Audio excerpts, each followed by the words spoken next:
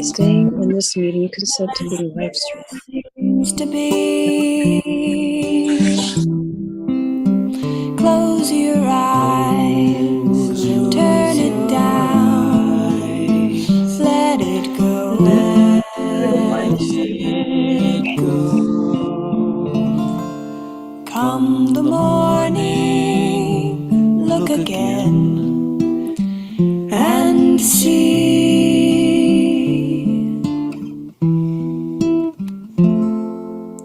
You'll observe the faster you run, the more you leave behind. It's absurd, but the longer you hide, the less you have to show. Give it up, come in free, ease your mind.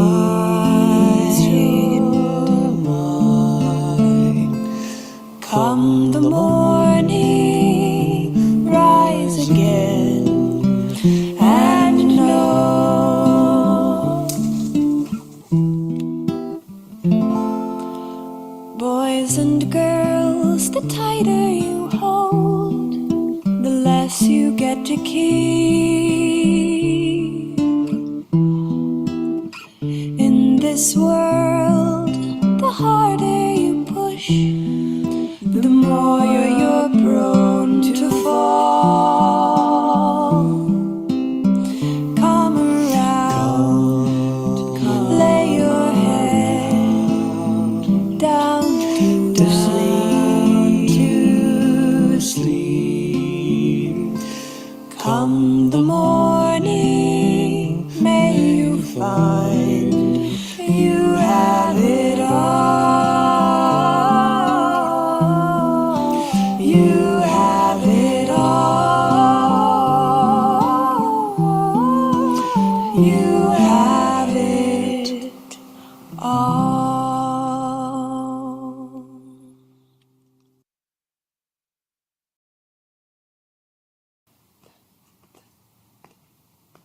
One, two, three, four.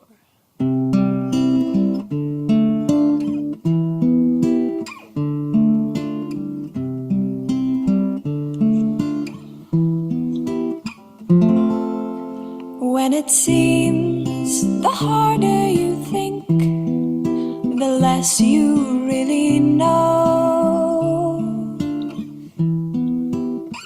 In your dreams, the more that you look, the less there seems to be. Close your eyes, turn it down, let it go, let it go.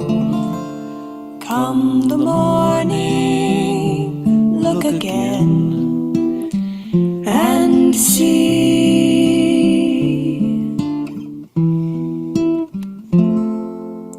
You'll observe the faster you run, the more you leave behind. It's absurd, but the longer you hide, the less you have to show. Give it up, come in free, ease your mind.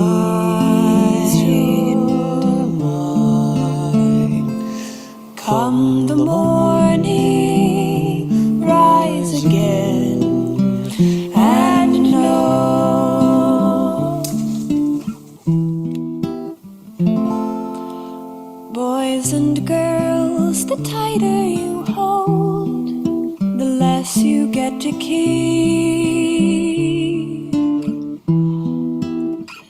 In this world, the harder you push, the more you're prone to fall.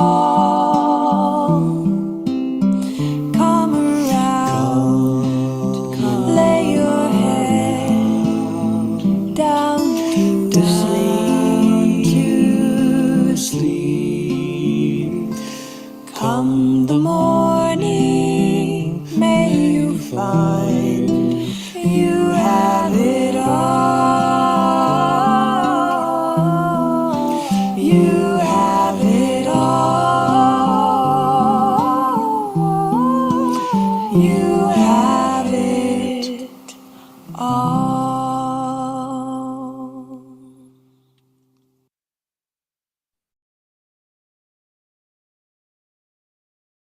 Welcome to Stargate number 4, a Starseed conversation, session 4.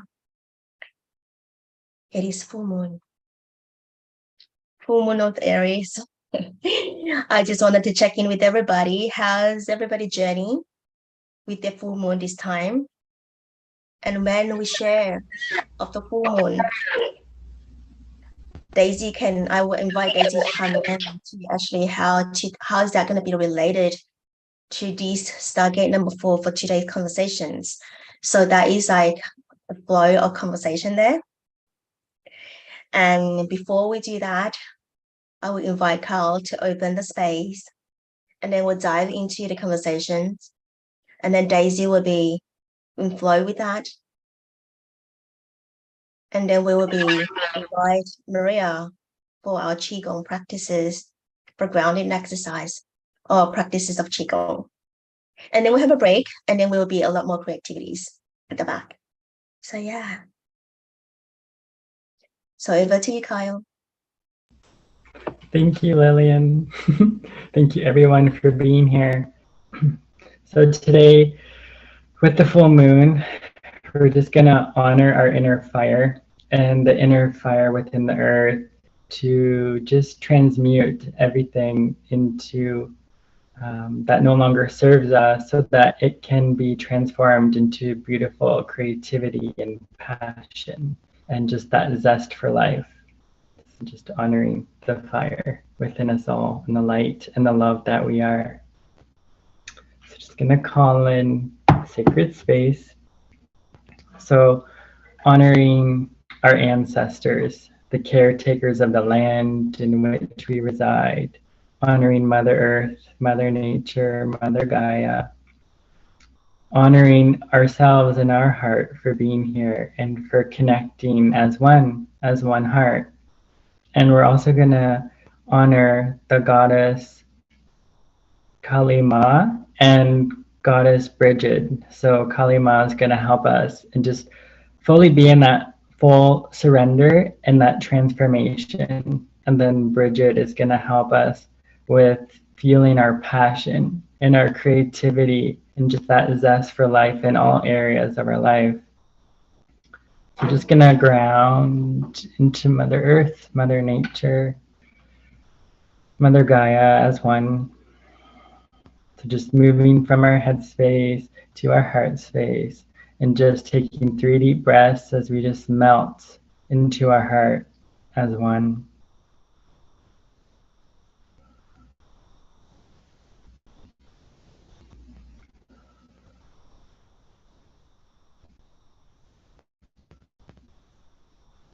So feeling the earth below your feet, feeling that coolness, that connection to the earth, allowing ourselves to take up space upon the earth in a being of heart service, allowing ourselves to really radiate that love and light that we are, and to fully shine and not to dim our light any longer, because it's time for us to fully step forward with full confidence, faith, and belief. So now we're grounding into Gaia. And we're feeling that fire within our core just start to ignite. Just that spark, that passionate spark of self-love, self-care, self-nurturance. And as we travel now deeper and deeper into the earth, we're feeling that warming fire of the inner earth and merging one with it. So just setting that intention to just release everything consciously, subconsciously, known and unknown that no longer serves your purpose and body. Just allowing the earth fire to just take away all impurities and to transform it into love and light and creativity.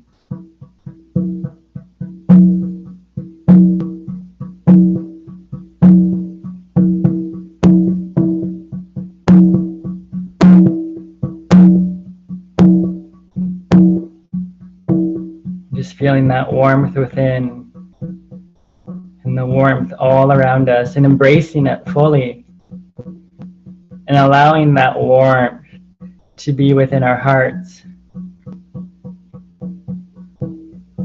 And we're feeling the warmth of Mother Gaia and her heart as we fully meet her now and our hearts embrace as one with her. And she sends us love and courage and confidence and inner strength. And we receive that fully and completely from Gaia's heart. So just allowing yourself to receive through the deep breaths inwards. Just allow that warming fire into your heart. And just allow your heart to just emerge in full, like magical wonder and awe of all that Gaia provides us. And just moving that fire into your core, and it's just flowing between your heart and your core as one in that cycle, that continual flow.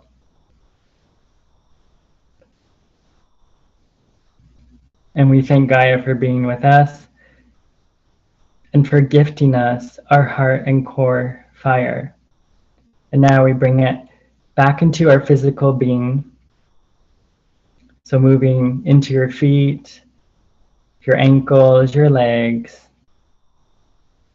the core of your stomach, your heart, your higher heart, your throat chakra, crown chakra. And just coming back into your sacred space and where you are right here, right now, and just taking the 3 deep breaths. And when you're ready, you can open up your eyes.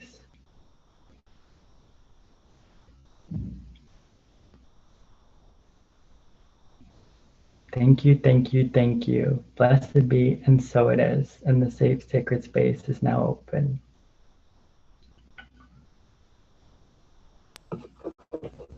Thank you, Tal, for opening the space. So nurturing. So it is a full moon. Full moon in Aries. And I know that when Daisy opened up the space, just right before, probably like 20 minutes, we have been talking about this feeling it's a new feeling. It's a new feeling. And because 6 months ago, we journey Aries as well, but it's in new moon, right, Daisy? And is the whole 6-month cycle. And I know that 6 months ago, I was pretty new to the community, and I'm running everything by myself. And with Daisy together, we're just on fire. So passionate. And we just co-create non-stop. And we also talk like, 5-6 hours. Isn't it, Daisy? Grab all the books from the shelf, and then the crystals on the floor, and then there's an instrument from Daisy's room, and then oracle card reading as well. And then it's just all like dancing. Just so joyful.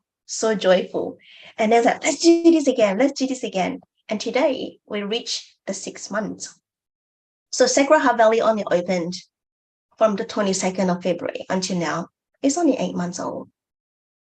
It is still a baby. It's not crawling. It's not even 8 months. Well, start to crawl, but not walking yet. But we are running. We're flying already. And I'm just so honored that all of you, like conscious leaders, being really in the space with me, and we all in this community, and we shined. We shine from inwards to outwards, just like the inner fire. And the passion that holding within all the conscious leaders, everyone could feel it, because we constantly create, push out, just like sitting, having the baby, and then just continue dancing in the flow. And there's no limitation. It's so vast that we can co-create, collaborate, we're meeting different people, and people just come in and see us, and they're just curious. How can we create so many? Because we just a passion. It's just a passion in your life, passion of what you're doing. Everything can be co-created. Anything can be. So I'd like to bring into all of you in the conversation as well, that how this full moon amplified of your passion, of your inner fire in whatever you do, or whether that you wanted to do. Let's open the conversation. Just show all of us fire within by using our voice. So who wants to start?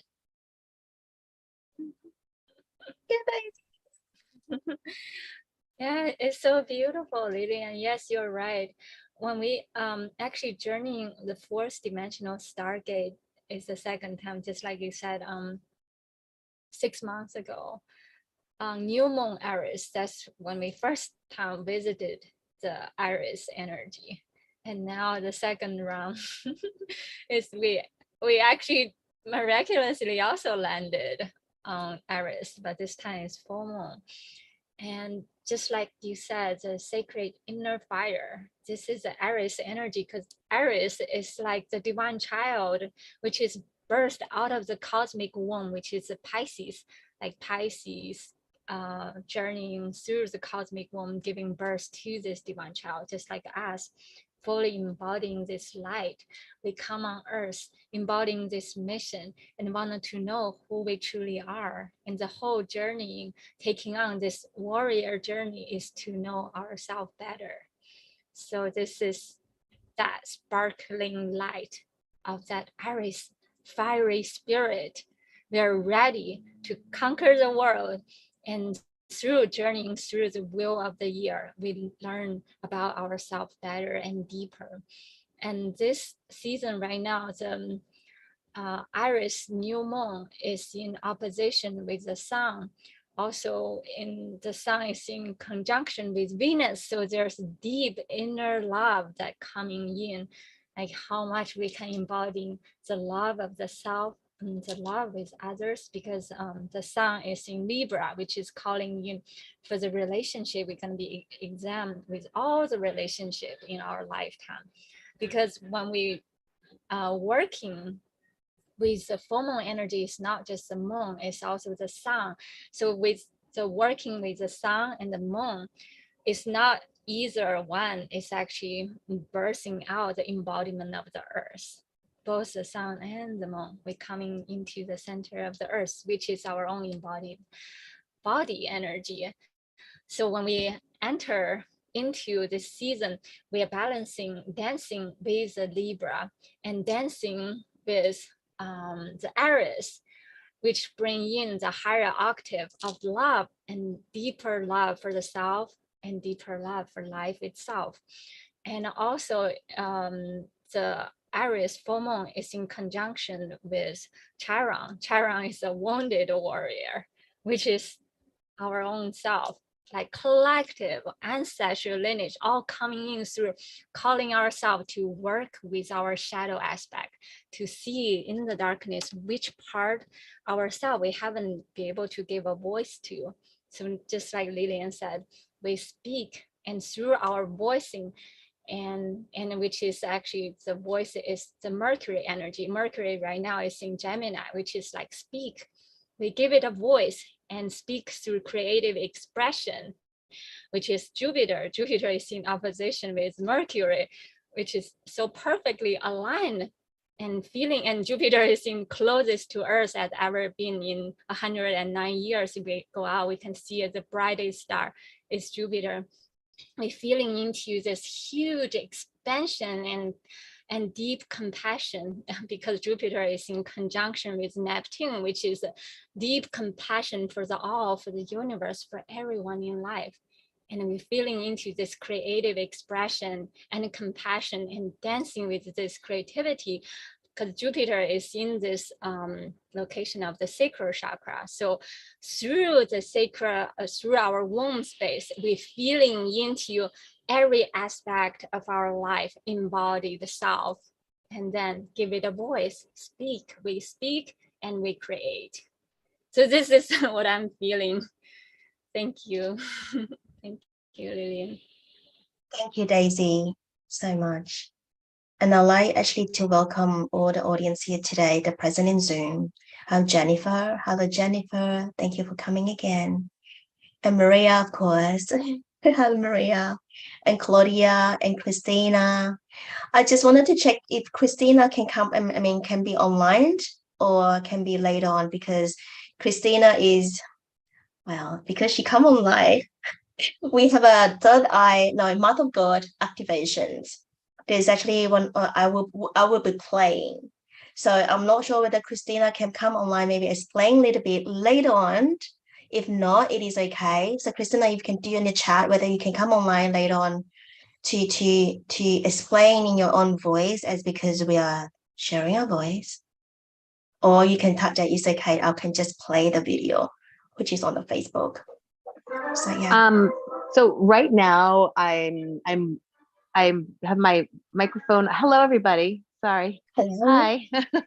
So it's movie night and with my kiddos right now. So that's why I've got my screen off. I've got an earbud in. I can certainly, like, when the time is right, sneak away and talk for sure. Great. But right now, yeah, we're just doing a little Halloween movie. I love that. I'll come back to you, Christina, when the time, I'm sure that the time will land in the just right time. Okay. So now we'll be handing over to Kyle. You're talking about Kali Ma, and then talking about Bridget. Oh, I'm so interested. What is the experience there? Yes. Oh, it's just been so inspiring.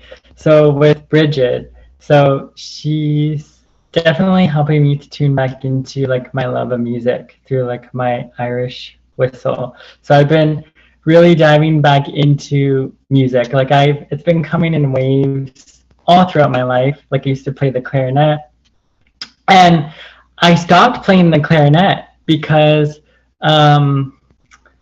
within the home, like it could be loud. So I had this heart passion to just play. And then I just didn't want to interrupt family, right? So I just packed up my clarinet, stuck it in the closet, and it just kind of lost that spark. And then like I ended up selling my clarinet, and I'm just like, okay, I'm done with it, right? So Celtic like music has been huge prominence in my life, and my roots and with the fairies and all of that. It's just been so rich, and I've always wanted to like play the Irish flute, and it just gets me right in the heart. So like about like 6 years ago, around this like Thanksgiving, we went to this city and went into this Irish shop, and I didn't want to leave. I was so inspired, and I could see this like flute right there, and I'm like, oh, I want it so bad. But then it was like re-triggering everything about my clarinet. So I'm like, no. So now that I have like my own safe, sacred space, I'm like, no, it's time to fully bring to life my passion, my creativity. I can draw when I want. I can play my music when I want. I can like dance when I want. So it's just amazing. Like I'm just like, it's just coming back to life.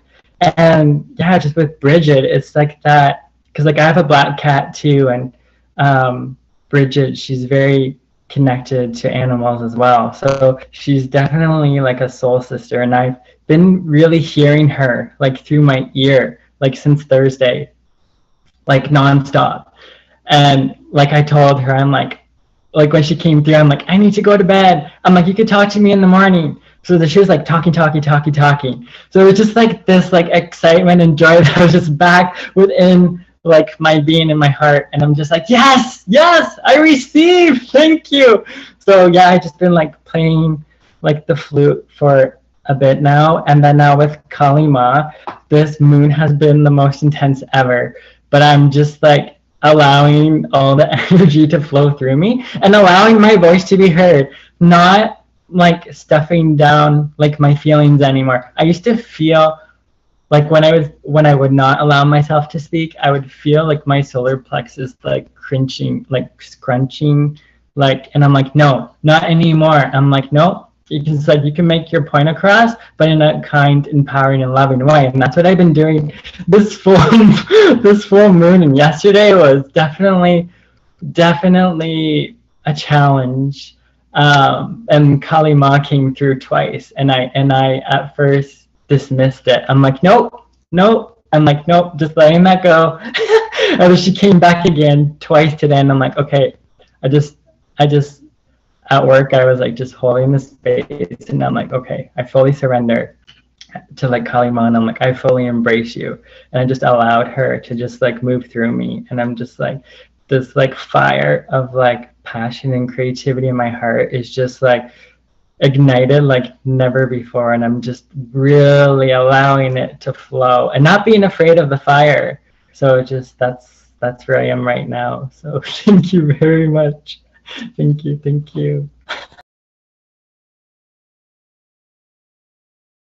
Thank you, Carl, for sharing. So powerful. Of learning to work with goddesses is not easy, but when you embrace and soften, they will flow through you, and whatever that need to happen in whatever that you're doing right now is really to allow yourself and have permission to flow through.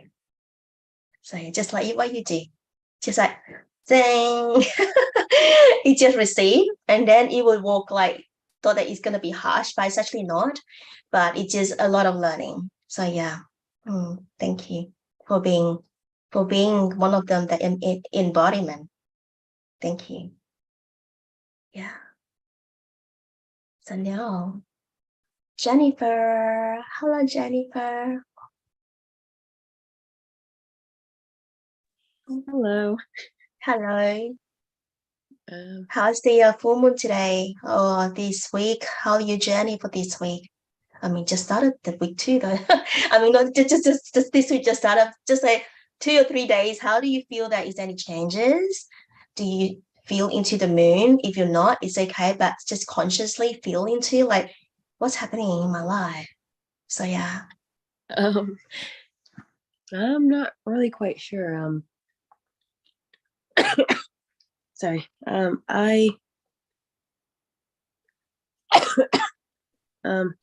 Excuse me. I just have a little bit of a cold, but I don't think I noticed anything different, but I did notice lately I've been getting a lot stronger about myself. I've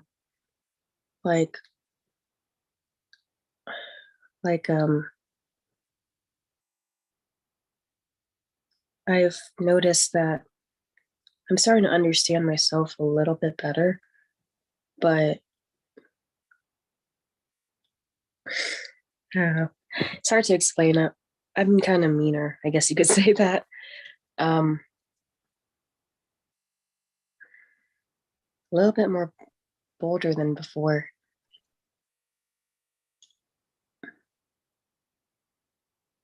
Like, I'm starting to find things about myself that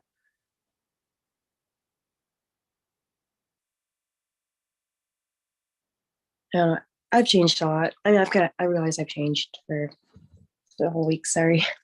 I'm not really sure how to explain it. Okay, it's okay. I would try this. What is the one word coming up in your mind at the moment? In your mind, one word, just one, straight away. Give it to me. Bolder. Yep, it's fine. So what are you going to do for this? Just next step. Just go with the flow. So what have stopped you? What have stopped you prior to today? You think about the word, but what have stopped you prior to today? Well, I've noticed this whole entire week I've been having a lot of like friend problems, but I've ended a friendship and I don't feel any regrets for some strange reason. And I've been noticing I've been taking care of myself lately. I've got rid of my second job. I decided to practice more Tai Chi lately. See, I started getting back into my wedding reception decorations.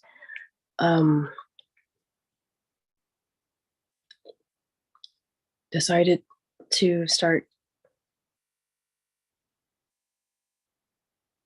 doing my chores better, getting myself taking. Yeah, I've been noticing I've been trying to learn to take care of myself and be a better person, and kind of selfish, but than what I used to be. Yeah, that's all I can say. I'd like to celebrate you because you set a boundaries to yourself. Yep. Everything about self-love, self-care, that you are doing it for yourself. And perhaps it's the first time. Yeah, this is my first time. And you feel into like, oh my gosh, I'm so selfish. I shouldn't do that. I should do better with other people. But you are breaking through that. This full moon of Saturn is the boundaries. Gotcha. Love that part of yourself. It is so precious to be able to set the boundaries and so clear. Then you turn inwards to look at your own self so clearly. And what you just said is so clear. It's so very clear. I am celebrating you. Thanks. And it is a learning process. All right. In turn of, you used to have lots of friends. And then now it's just like, I'm going by myself in the room. I need to do a little bit of stuff, but what am I doing? Am I not doing enough? It's just like I'm wasting time. Being selfish here. Plenty of time tomorrow. What am I going to do? Yeah. Right? You sit down there that I'm useless. I'm worthless. Really? Because you have plenty of time for other people. You have no time for yourself. Now you have plenty of time to love yourself even more. Is that sound selfish at all? Kind of, a little. Not gonna lie. So I invite you to journal about this, contemplating deep. You have plenty of time now. You are already there, but you just need that breakthrough because you're coming to a lot of self-talk. Volume up that fire inside you. And then your creativity will start sparks from there. What I can do with this time, ask yourself. Even though you sit there doing nothing, is also doing something because you be stillness and you're empty present. And this full moon is to empty as much as you can. So that you know, and we all know that when we empty in the stillness, there may be a lot of purge. And that purge is amplifying in this full moon. We're talking a lot about good things, right? It's Chiron in this full moon. And it's the master teachers. And those purging ones is the self-mastery. Master that in within yourself in your plenty of time. You will and I say, I don't have enough time for myself. That's at the end. But you know what? Do you use this time? because the moon this time is very different. That Daisy and I will touch into like, even though I got impacted, normally our journey the moon is pretty cruise, but I know what's coming along. And this time I was like, okay, what is this? What is this? And I have purged myself too. Don't get me wrong. I have my lower density on myself comes up. And I witnessed that. And just observe, not to beat yourself too hard. When you soften yourself,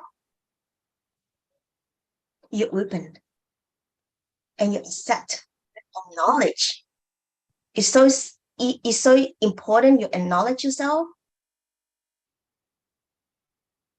and that compassion heart of yourself, forgiveness, you will move through that pain. Thank you. Thank you. I don't know what to And say. I'm talking about a lot of people here as well, and also those audience that are watching here too. So I'm sharing my experience. So yeah. So bring into the discernment as well. Thank you so much for sharing, Jennifer. And I hope that you're feeling better too. Oh, thanks. Okay. I don't know what to say. Thank you, though. Thank you. Do you have any more to share? No, I'm good. Think so.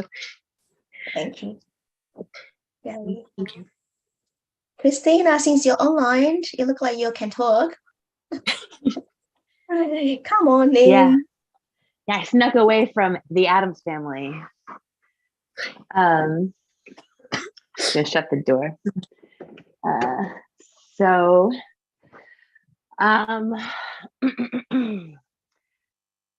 I feel very much, I relate a lot to what Kyle was saying about Kali and the fire. What's funny is I'm starting to put up my Samhain altar, and I saw my picture of Kali that I put up on my Samhain altar last year. So I hadn't even thought of her in like a while. And then I saw her picture today standing on top of Shiva, and then having Kyle mention her again. Was like, oh, okay. So I guess she wants to hang out with me for a while. However, for me, like this moon energy, this fire energy is like where I love to sit. I've been doing a lot of journeying, and many past lives have come forward for me, and they're all warriors. Like I have been a warrior in like so many different lifetimes. And one of my favorite ones is like as a gladiator who performed for others and killing wild beasts. And so what used to be a lot of fear for me and a lot of creating war just for sport within my life has now that I've come to understand that energy within me and where it comes from and why it's there, and healing a lot of the trauma that was created within my energetic field. From all of that warfare, I've come into this really powerful place of like understanding myself and that energy, and releasing the need to create that war in this lifetime. But now starting to utilize that energy for like good, like shifting this thing that was really destructive for me, and now it's shifting into this like it's shifting into a superpower. And I'm still in the shifting phase. I didn't even realize it was the full moon until like 2 days ago. And I'm just like, the leaves here are on fire, like everything is turning orange, yellow, red. And it's my favorite time of year. It's my favorite month of the year. I love everything autumn. I'm feeling so much just melting away. Yesterday, I released so many things that weren't serving me anymore. I fired my client that was treating me really badly. And and just stepping into a whole new realm of service. So I'm sitting in this fiery transition, and I'm actually really quite happy. So that's where I am. Thank you, Christina, for sharing that. And I just go back to your Facebook Live, and it looked like it is the alchemical channels or the energetic connection with the galactic energy that you had. Does it sound like that? Yeah, it's definitely that. Yeah. So what am I going to do is bringing into that Facebook Live that you did is the Mouth of God activation. It is just so cool. All right, I'm just going to be playing that. But before I play, Daisy, do you want to weigh in your knowledge about Stargate 4 from Jennifer sharing, Carl sharing, and Christina sharing? Yes, absolutely. So the energy everyone is feeling, Hecate, Black Moon Lilith, is in square with full moon Aries. And when it's in square, it's calling for action. It's like it's ambush and to helping bringing it out forward, which is the full moon is all about like coming forward and like anchoring our light and manifest, and whichever aspects that we haven't been able to give it a voice, we let it out, we release it out. So which is so perfectly that everyone is doing, like taking care of the self, whichever aspect of our energy bodies that's like leaking energy, we tighten it up. So yeah, it's like so perfect. Yeah, go ahead, Lillian. Thank you. Thank you. Right, let me see whether I can share that. I have Antoinette coming on the right time. Let me stop first. I just need to share the screen and the sound. Right. Where's my sound? Okay. So this is the Mouth of God activation that is recorded live in our Facebook in-body Starseeds. So I'm just gonna play that. It is 8 minutes, but it's excellent. It's very educational. I learned so much from you, Christina. Thank you. So I'm just gonna play that now. Oh, hang on. Is Christina, and I am one of the conscious leaders in the Sacred Heart Valley. And I was so inspired by a lot of the posts in this group that I asked Daisy if it was okay if I came in and talked to you a little bit about the mouth of God and how we can, through practical alignment, activate this point in the back of our neck. All right. So if you scroll through this this group, you can see the Mouth of God posts that talk about this point right here in the back of your head where your skull meets the top of your spine. And this is called the Mouth of God. And one of the things that made me so inspired by this is because I have really, really tough alignment. Like I find myself doing this with my chin a lot. I don't know if you can relate to this, where you're pushing your chin out and that like totally closes off that mouth of God, right? And if this is an important piece of our anatomy that's going to help us align with the galactic energy and the heavens, right? Then anybody who is sitting like this or walking like this is going to have an energetic pinch or kink in their hose. So let's talk a little bit about your anatomy here for a minute. So if you're like me and you have this really awful pattern of pointing your chin out, like you're sitting at your computer and you're kind of like this, right? So what we're doing here we have the skull and we have the vertebrae, right? And they meet at this beautiful point. And And all of these wonderful fluids, our body is mostly fluid, right? So we have this beautiful cerebral spinal fluid, and it's like encasing our spinal cord, and it's encasing all of our beautiful brain, right? And it spirals up your spinal cord. It like dances its way up and encases the brain, and then it flows back down in this beautiful spiral movement. And you also have your blood vessels, right, that attach to your heart, and they come up and they go all the way through all of your skin and all over your body. So the fluids from your heart are flowing up to your brain. Now imagine what you're doing to all of that beautiful fluid by thrusting your chin out, right? And we don't want to have a double chin, right? Because we don't want to walk around having like a double chin. So we kind of try to make ourselves look thinner, right?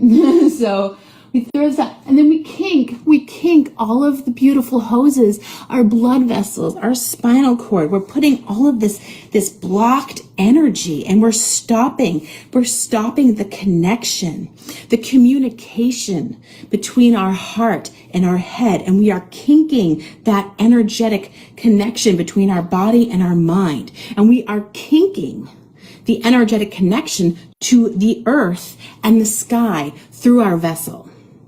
Because when this is one of a yogic bandha is to tuck your chin like this. You have this beautiful alignment, you know. So let's talk about the chakras for a minute. Let's talk about that.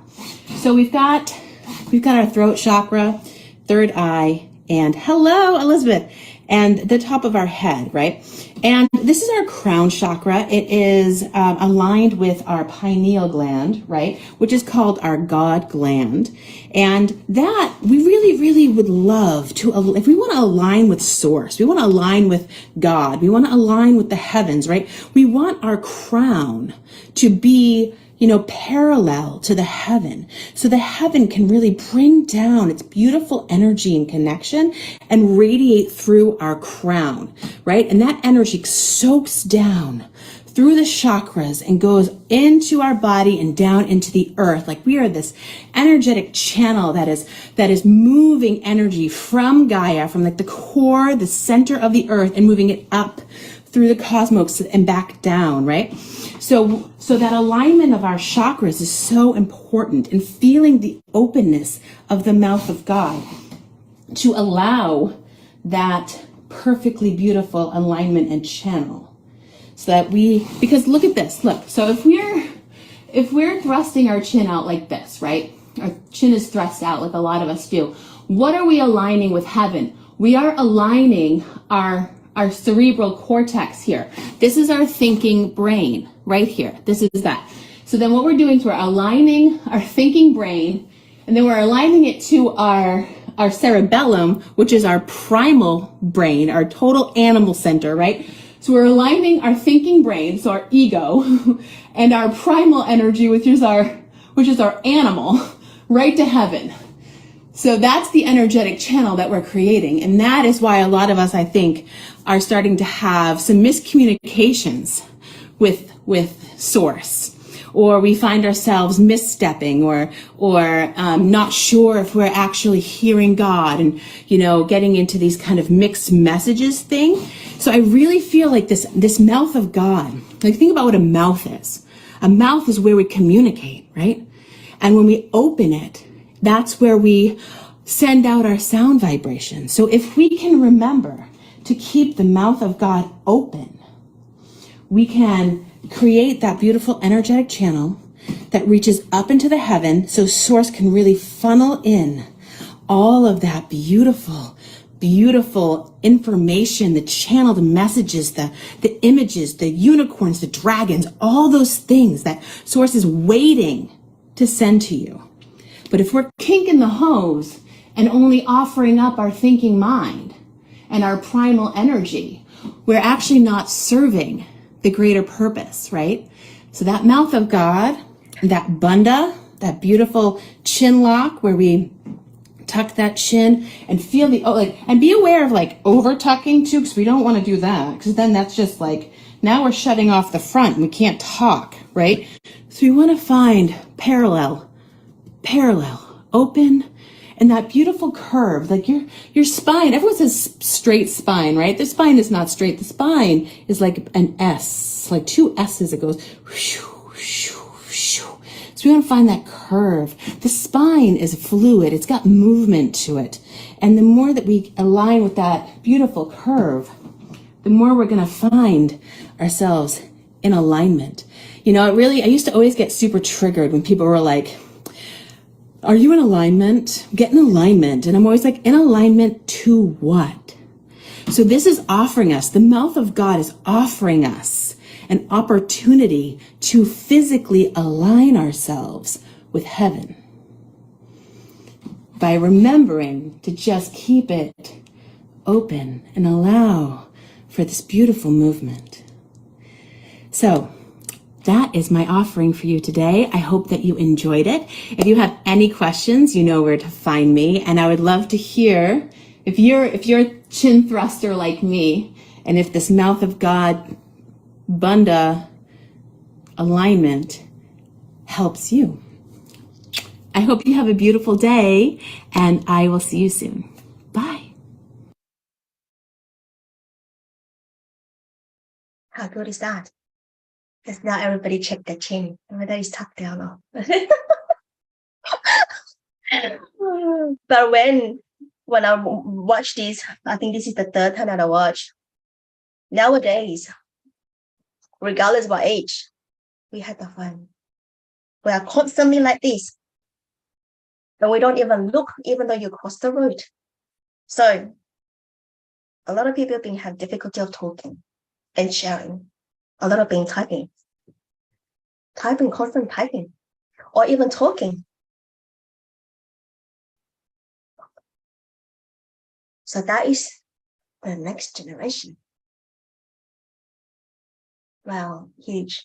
That was I was looking at that just now when you did. I was like, a lot of people like these. So again, a lot of people sitting in front of a computer, they don't know the right way. Adjustment of the screen of that, and then you constantly maybe are looking down as well, or the pain on your neck and it's not even in alignment. So there's a lot to learn. But when we are now conscious of what we are, we actually watched Christina explain so in depth detail, so we can bring the conversation to our clients, our loved one, family and friends as well. I'm just having that vision that come down. So yeah, I'll be doing that to all my kids then. Up. Anyhow, so yeah. Now I want to welcome Catherine and Antoinette that is just joined us. And we are sharing and checking at the same time. I think that now we landed in Maria. Hi, Maria. Yeah. That was beautiful, Christina. That was perfect because we'll open our mouth of God and be in that alignment when we practice our Qi Gong form. So you really just set us up for that. Thank you. I just want to briefly touch about the moon because I've been on a trip in California. I was born and raised in California, and I've been in temple. I've been in temple for the last several days in really intense and beautiful initiations, and have been watching the moon grow and rise and spending a lot of time with the sun and with the sunlight and really receiving the light, the fire.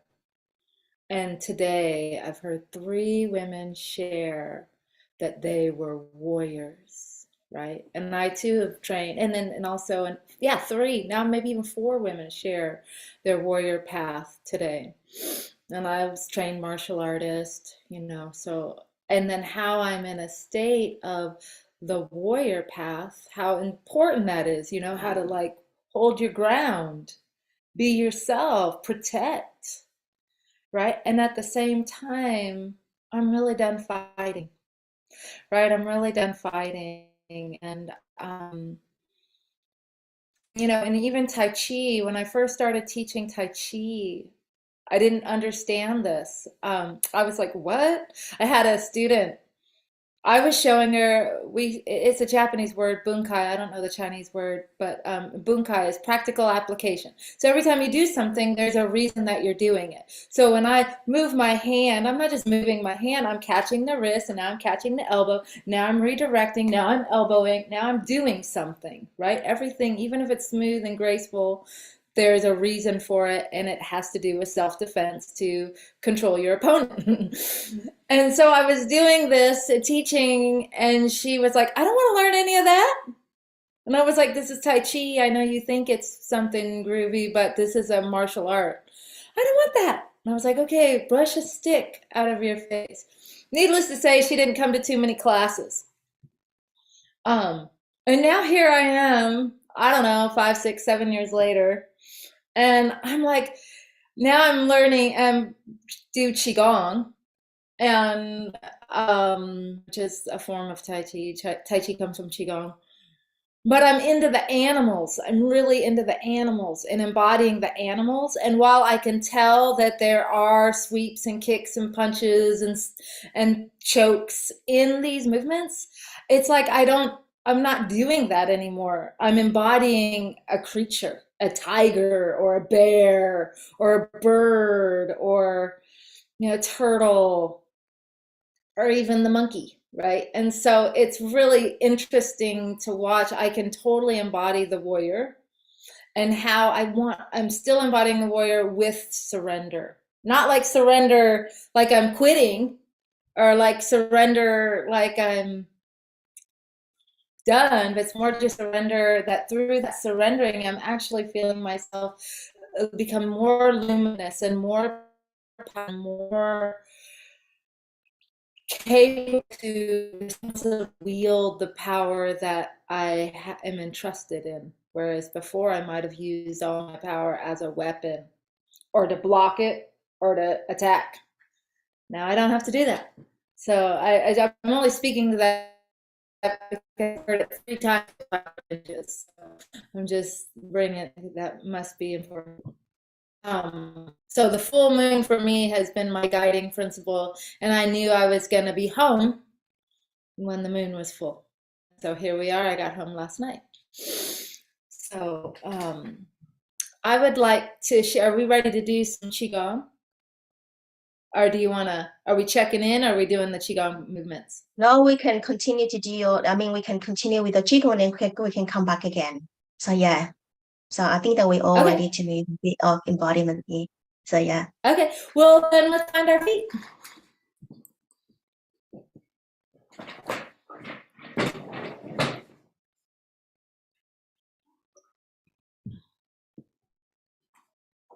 It's a little bit chilly in here, so I'm wearing this long coat. Hopefully it'll be fine.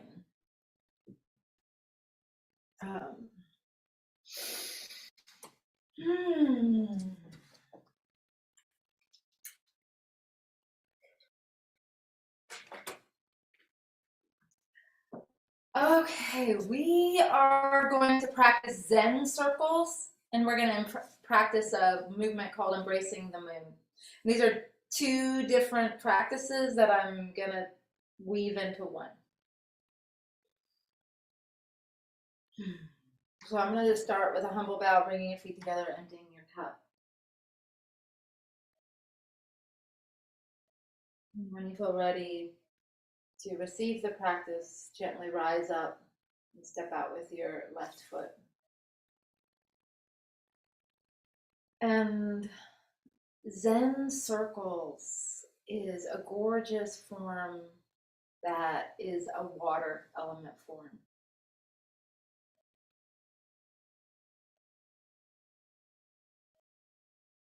And so I invite you to, before we move, come into your body. Feel your feet on the earth. And I was just in Lake Tahoe. So imagine you're standing in a lake, a calm, peaceful lake. And the water is perfect, and it's up to your waist. Feel the lower part of your body in the water. You might start to gently ebb and flow, feeling the water. Feel that your hands are touching the surface of the water. And if your eyes are open, be in your environment, in your room right now. Just like take in the reality of your situation. See your walls and your floor and the ceiling.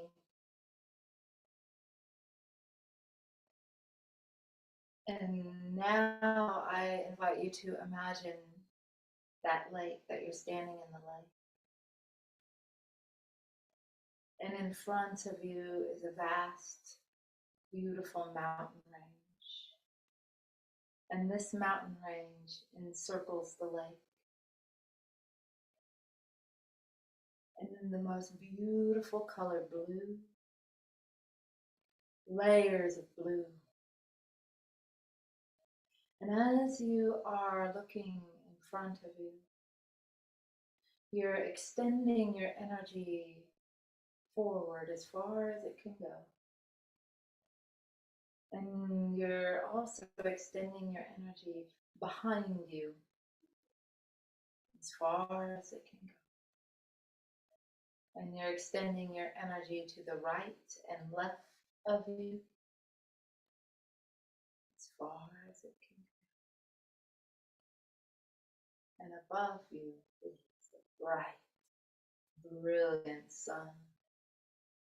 You can feel the heat of the sunlight on your body. You can feel the cool breeze on your face.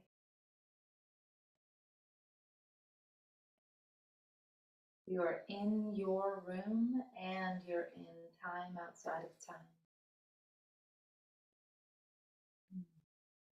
Now we'll begin. I'm going to mirror you to the best of my ability. So take your right hand and put it behind your back.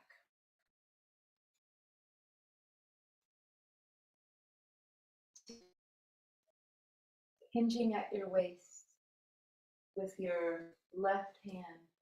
Sweep your hand into the water.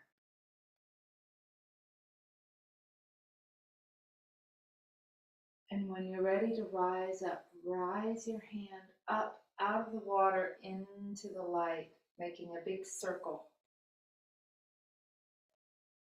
Hinging at your waist, dip down into the healing waters of remembrance. And as you rise up into the light, into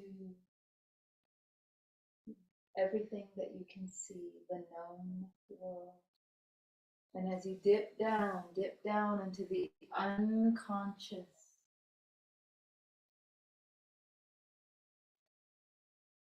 and rising up, your hands are wet. You're painting a circle. Every time you dip down, you're collecting water, you're collecting your paint. And as you rise up, you're painting this circle. Moving from your waist, from your center, from your dantian, from your center point of power, your creative center. This is so much to say here. Let's just let it be the unconscious and the conscious. The conscious is this is light, this is fire. The unconscious, yin, water.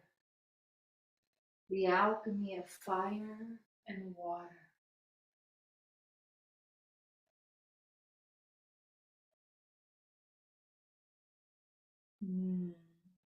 Now you no longer need to hinge at the waist. Still making circles here in front of you. This is your opportunity. You are a conscious creator, author, the painter, of your life. These are your colors, your ingredients. This is your canvas in which you are painting, which you're creating, your fertile field in which you're growing yourself. And with this comes a sense of love, communion, connection with all things and with the ones that are in your life. And you are orchestrating and drawing them together.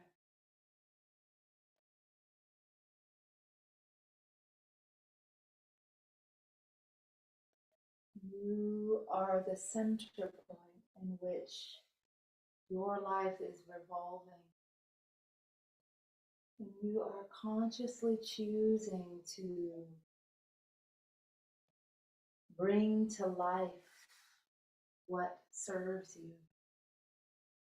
And you're consciously choosing to release and let go what no longer fits.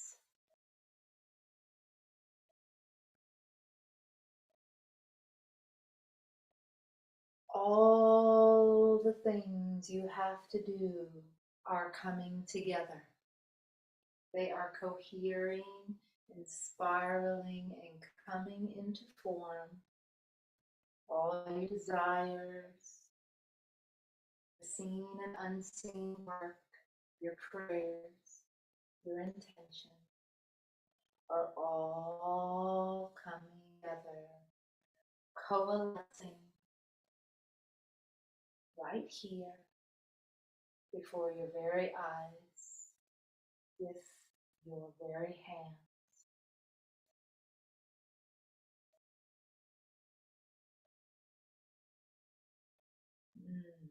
So from here,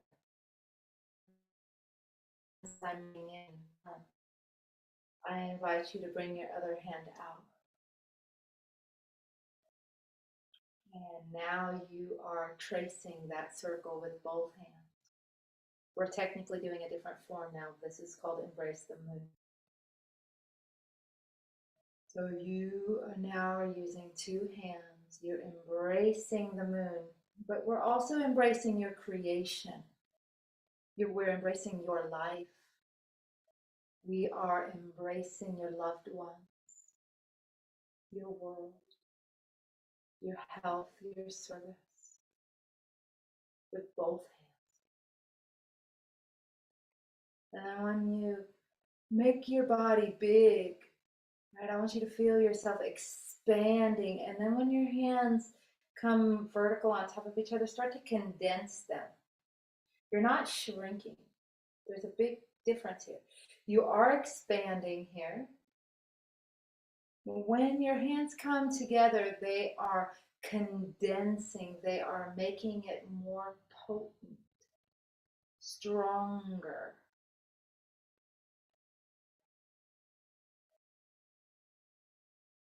You are bringing to physical form. Something that was a thought and an idea is now becoming solid. You can feel it between your hands. You can feel this energy.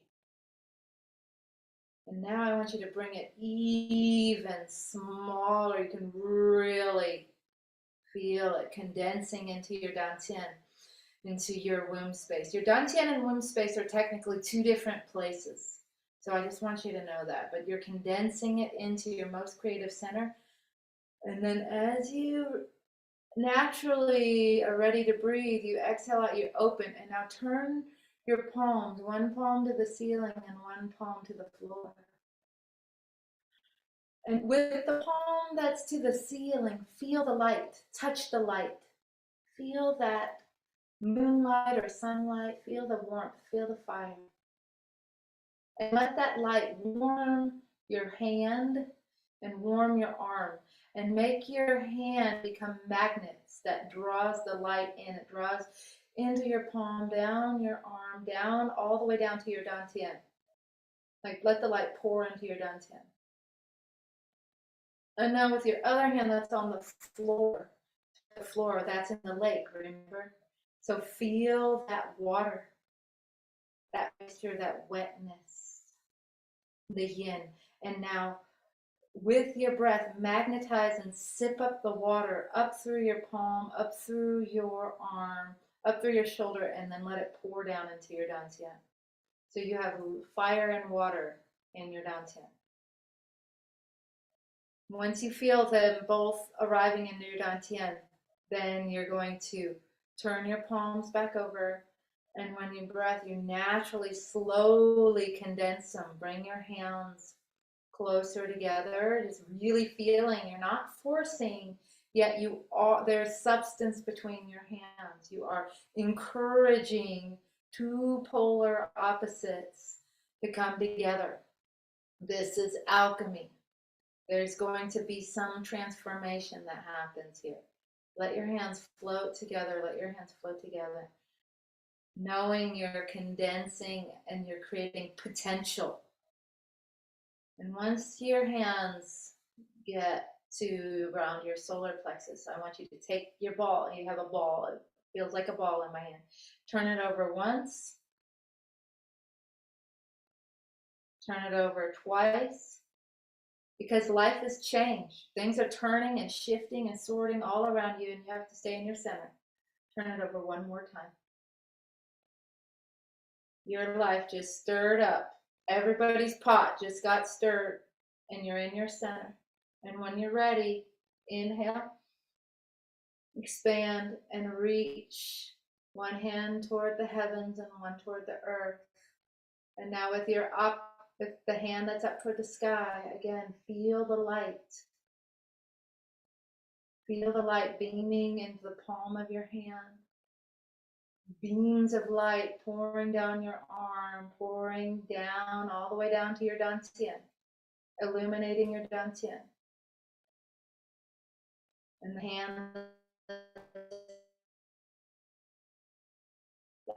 hand touch healing waters.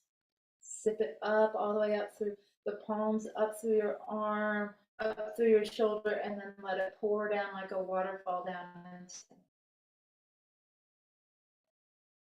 And once you feel that happens, turn your palms over and slowly, with intent and with love and care and patience, let gravity do the work and let your top hand float down. You're not really doing anything. You're allowing this alchemical process, this mixing and merging to happen in right timing. And your hand float down. So peaceful, the fire and water. And holding that ball, sense and feel the potential in between the palms of your hand. Turn it once. Turn it twice.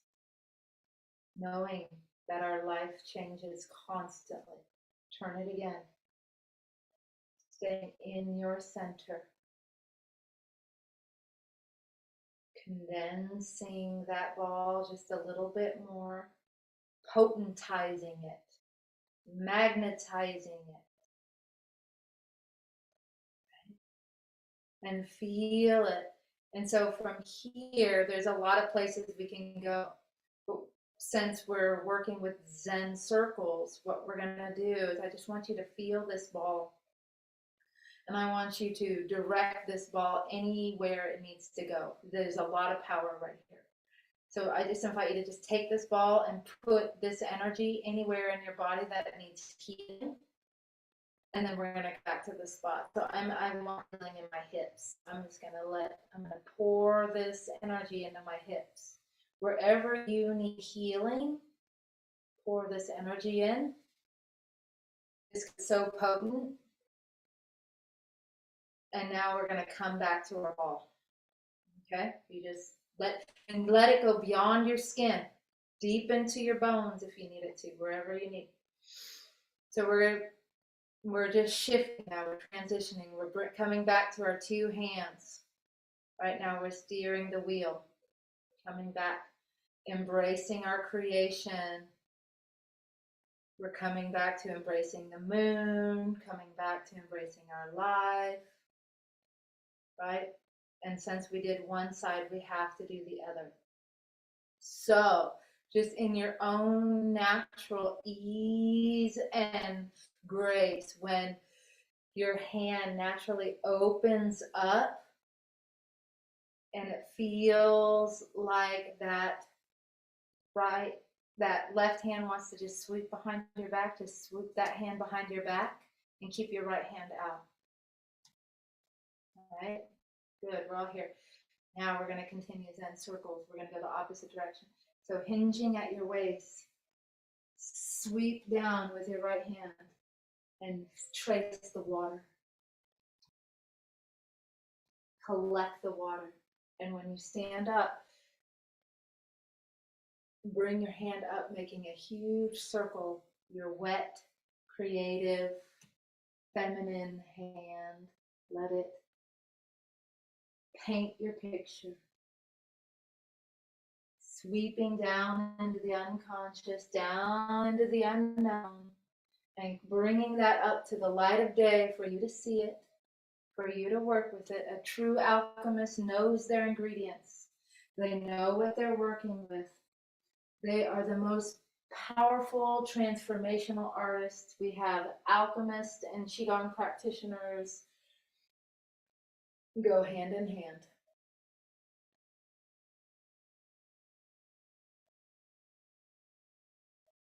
So what ingredients are you working with? What is down here that you're reaching down and bringing up to be seen right in front of you?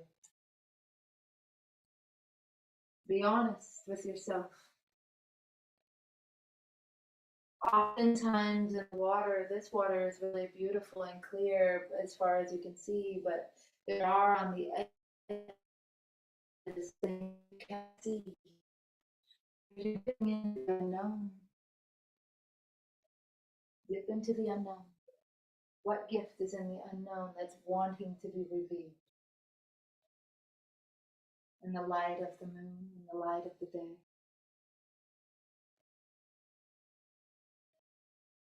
And so from here, painting your picture as a conscious creator.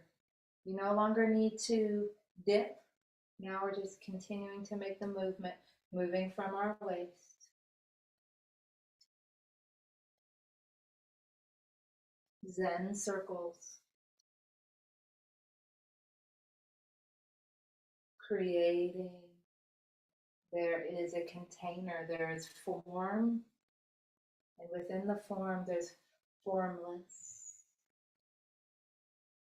Merging yin and yang, fire and water, known and unknown, on purpose as a conscious creator. Your work, your sacred offerings, your family, your health, your relationships are all your canvas in which you are choosing to be fully present. Things no longer just happen to you. Life is responding to you. You are aware. And all of the things you're working on are now starting to coalesce and come together. They're not random. You are intentionally bringing harmony and order to the many, many things you do. Bringing it all in harmony, spacious flow.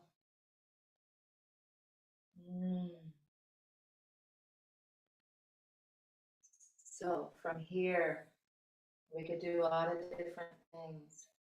But I think what we're going to do is we're going to start bringing this to completion. This in the Qigong practice that I offer, this becomes a foundational movement that can go to yin yang symbols and all sorts of things. But for here, what we're going to do, since we're in a collaborative effort, we're going to bring this to a close. So see how we're making a circle? It's about the same size. So now we're starting to spiral. You're mixing and spiraling. Spiraling it all to your center. So from here, just gradually make your circle get smaller. Again, this is not random. You are intentionally orchestrating. So the things that are the most important to you stay in the spiral. The things that you do not need, they just simply, there's no space for them. They're not here. You're not including them. Right? And so you're just bringing all the stuff you got to do and be and are creating. And it's smaller and smaller. Smaller and smaller. Drawing it in. You're making a vortex. You're opening a portal. You're magnetizing it to you. You're drawing it into your body. You're moving from your dantian. This spiral is spiraling toward you. The wider mouth is away from you, and this spiral, small part is toward you. You're drawing it in. Drawing it in. Drawing it in. Drawing it in. And once you feel like you are ready to fully embody what you are drawing into you, you take a nice inhale, point your 2 fingers, and draw it in. Into your dantian. I notice that I hold my breath because I'm drawing it in. When I'm ready to really allow it to now be in my dantian and out body, gently open my breath and let that oxygen and let that energy circulate through my body softly. Breathing very softly. Feeling that energy now circulate from your dantian into your body. So you are embodying your creation.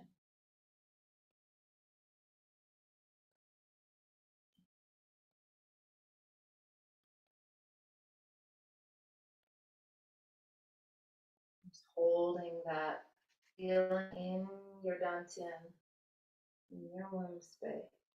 All that you've brought in into your elixir field, your creative center. Knowing that soon what was invisible will be visible. What was a mere idea will come into form as a conscious creator, working with fire and water, embracing the moon, fully embodied, walking as light.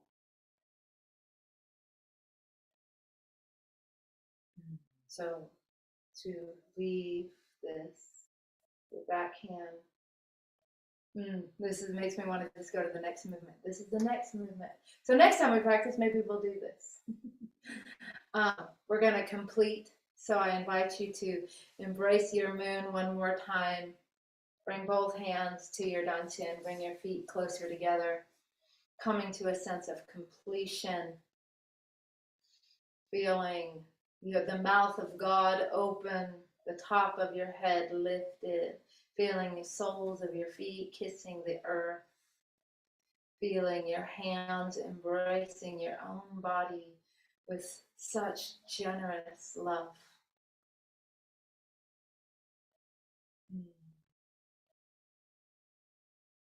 Feeling yourself like seagrass in that lake, being blessed, nourished, purified by fire and water. Luminous, Closing, we reach up to the heavens. As you reach up to the heavens, you are allowing your shoulders to drop. You are closing this practice by sealing it, by integrating. Your hands are smoothing out your energetic field as they gently float earthward. Smoothing out your body and your energy, becoming one harmonious, complete being, standing between earth and sky.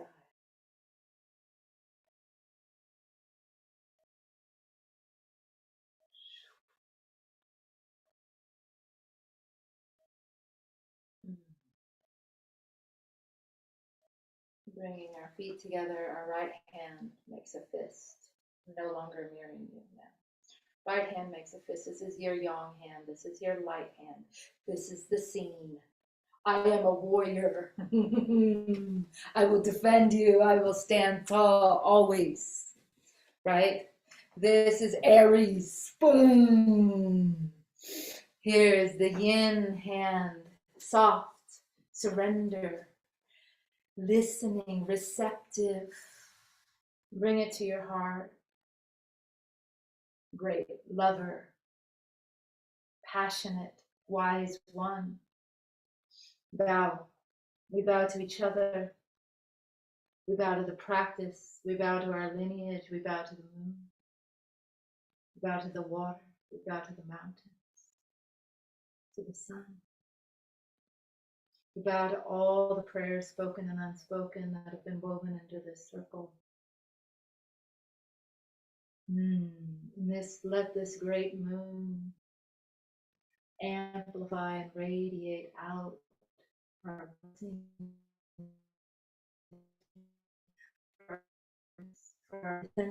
let that wounded warrior seek refuge in a sanctuary.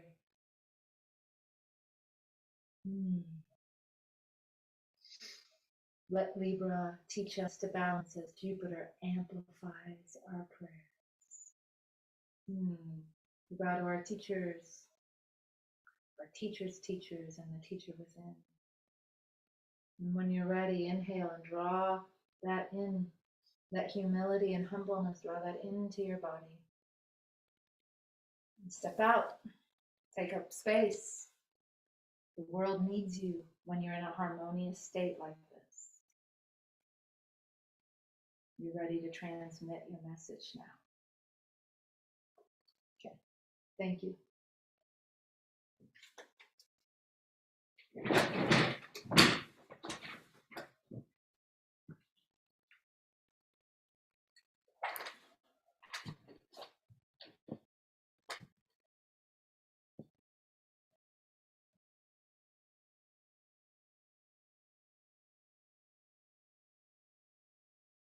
Thank you, Maria. I have the message. Let me read. That was so beautiful. Thank you. I have to go and help with the bedtime. Thank you, Christina, for being here. So, I like Claudia and Antoinette, if you wanted to share the experience of the Qi Gong that you just experienced and with the full moon, if you wanted to read that in as well, you're more than welcome. I feel so relaxed and really uplifted. Sometimes as we were going through that exercise, I would close my eyes and the things that popped up in my imagination, like as I made the circles and go into the water and then come back up, every time I made a circle, I see a dolphin jump through it. Every single time I go down and come back up, a dolphin jumps through each and every time. And I just start giggling. And that's why I said it was very uplifting at the same time relaxing. So it felt really, really good. I enjoyed that. Thank you. Thank you. I receive your dolphins. And isn't that great that it's like joy and uplifting can feel peaceful too, and it doesn't have to always be like, I'm so excited. It's like, oh, yeah, it's peaceful. Gorgeous. Thank you.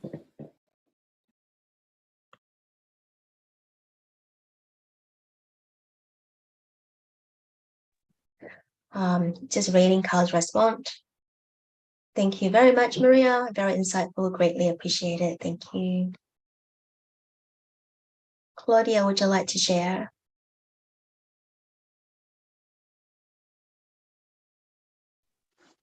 Not today. You can skip me today. I'll share next time. But the Sure, practice. no problem. Well, thank you so much. I'm just receiving today. I'm very tired. I'm happy to be here. Thank you, Claudia. Yay. All right, we'll have 5 minutes break and then come back with the Goddess of Alchemy transmission, and then Carl will do some journeys, and then we'll do some creativities. Daisy, do you have anything to add? Oh, I just want to share the Goddess of Alchemy. I think the animal totem is dolphin, right? With the rainbow and the dolphin jumping. That's so perfect aligned, right? Yay. Yeah.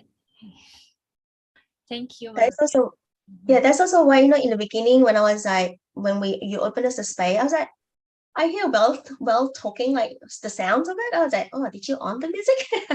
So yeah, it's already in here. So cool. All right, we do have a 5 minutes break and then we come back.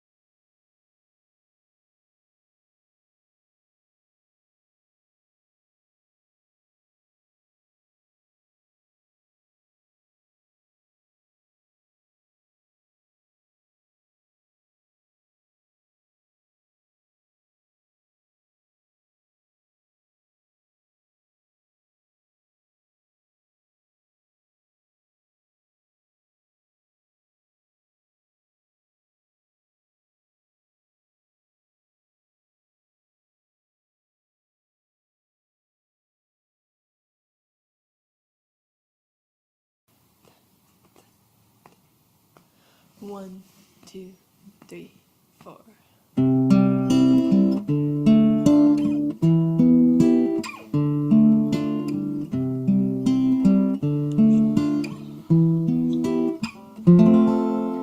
When it seems the harder you think, the less you really know. In your dreams, the more that you look, the less there seems to be. Close your eyes, turn it down, let it go, let it go. Come the morning, look again and see.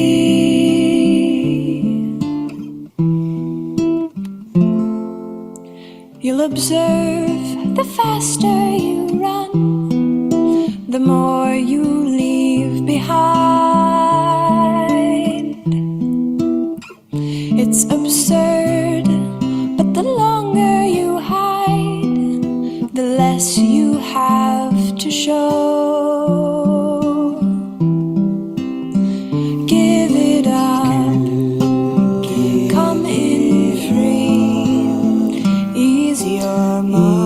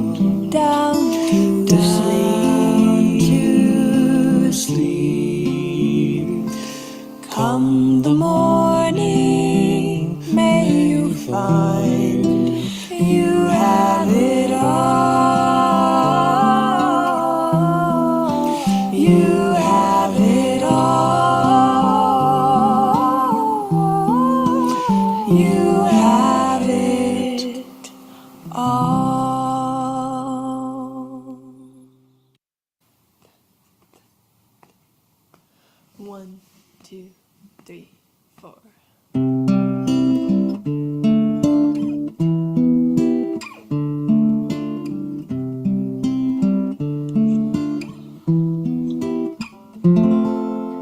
When it seems the harder you think, the less you really know.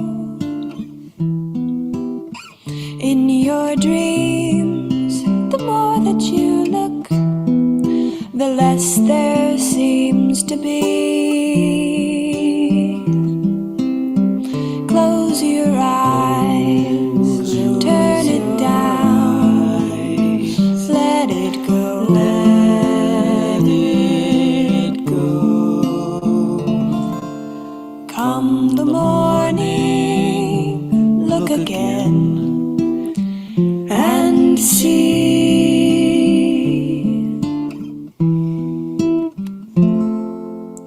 You'll observe the faster you run, the more you leave behind. It's absurd, but the longer you hide, the less you have to show. Give it up, come in free, ease your mind.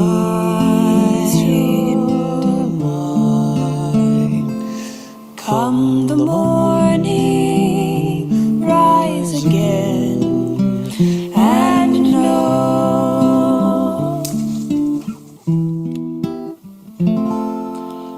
Boys and girls, the tighter you hold, the less you get to keep. In this world, the harder you push, the more you're prone to fall. Come around, lay your head down to sleep. Come the morning, may you find you have it all. You have it all. You have it all.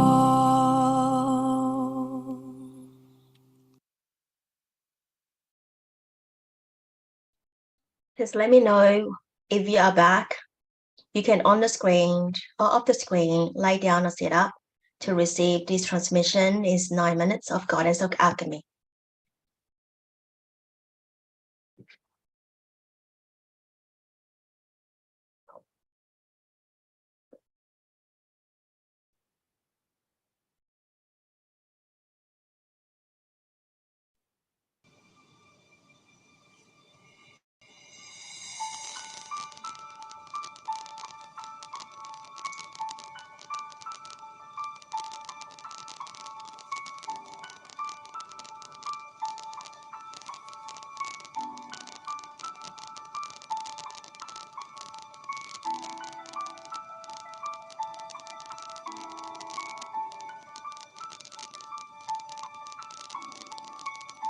I am on my heart healing journey from May this year.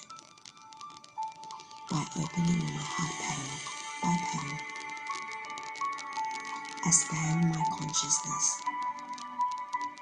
By expanding my consciousness, I unlock the codes of remembrance and embody all that I am. I am not just this body,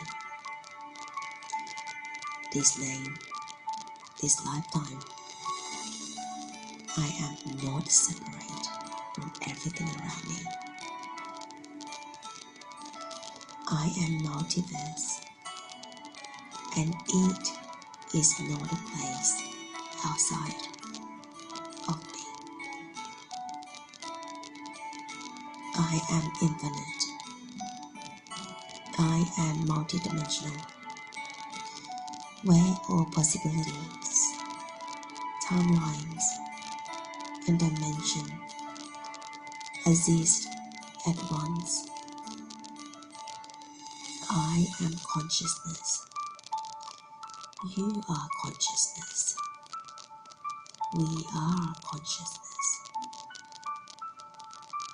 Your soul exists in infinite dimension, parallel realities and timelines.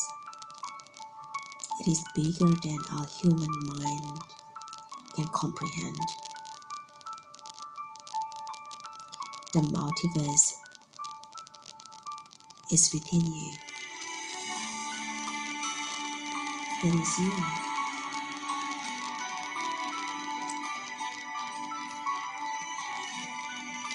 As my consciousness expands, I know that. I know this. I know that. In my bone. Because I feel that.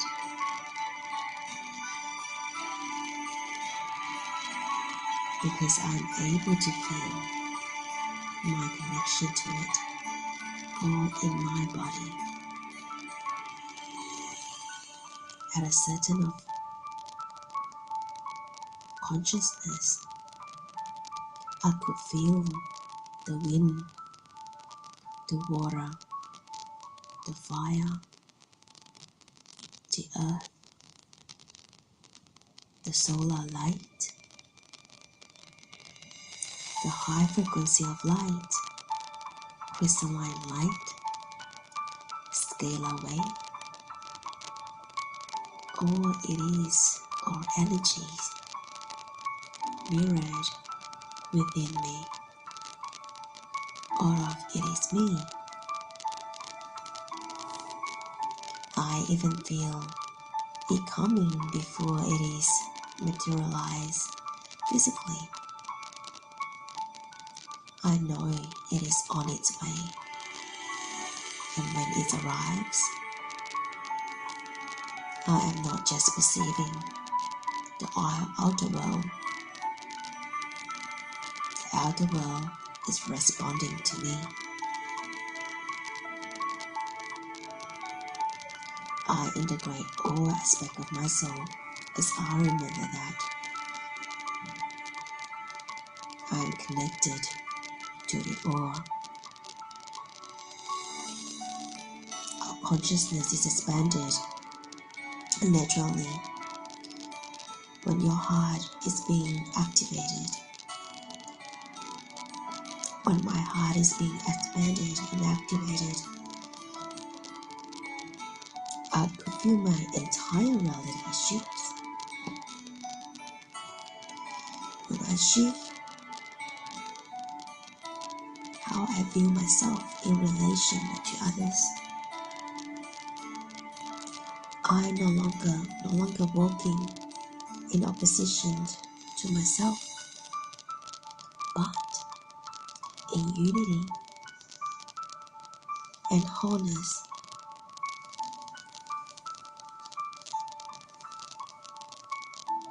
I am union.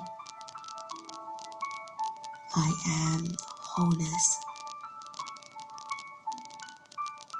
I recognize they are all in me, within me.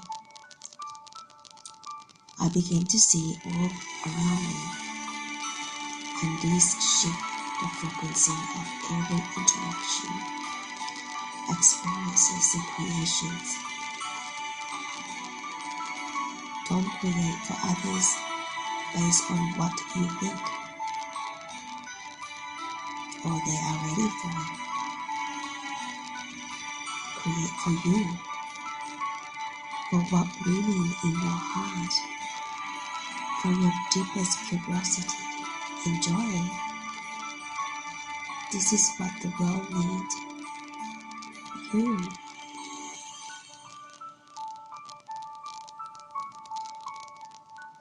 Coming alive in the joyful discovery of all that you are.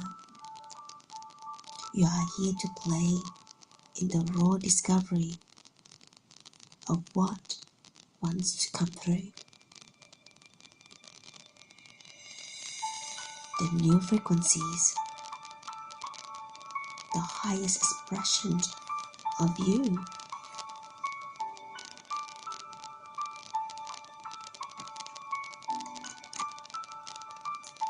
Bring the fullest of you into your creations, unafraid and unfiltered, and the world will rise to meet you. They don't need to be ready for it. As long as you are ready for you, the right soul will find you. They will see you.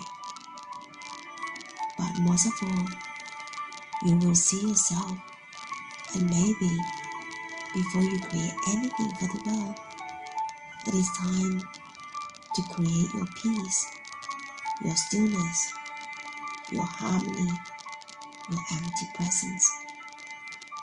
Let go of creating out of obligations or others' expectations for a timeline that is not true to the beat of your heart.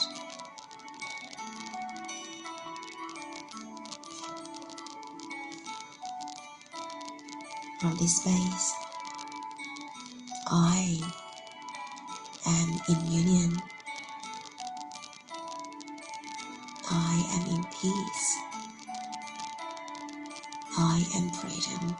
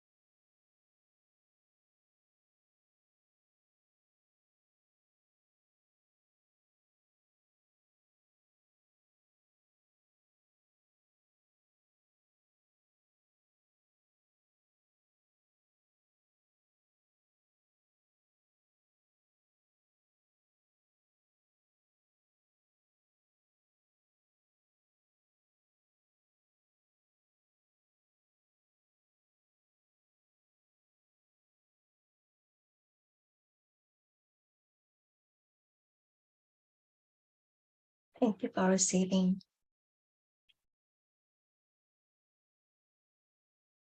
How's everyone doing? Really good. Thank you, Lillian. It's magical. Thank you.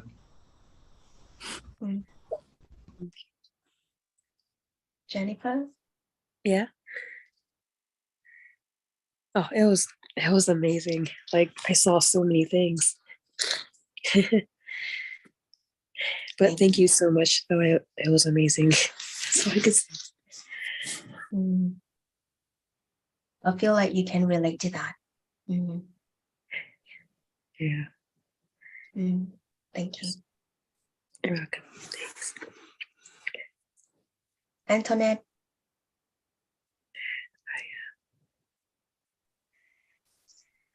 It was very relaxing. I feel like I don't know how to explain it. Like you know how a ferry spins around really, really super fast, but it's like wee, like a happy, like a wee, like spinning, just spinning, and just but like not in a speed where it's like a relaxing speed. Like I just feel super relaxed. Like I almost started dozing off.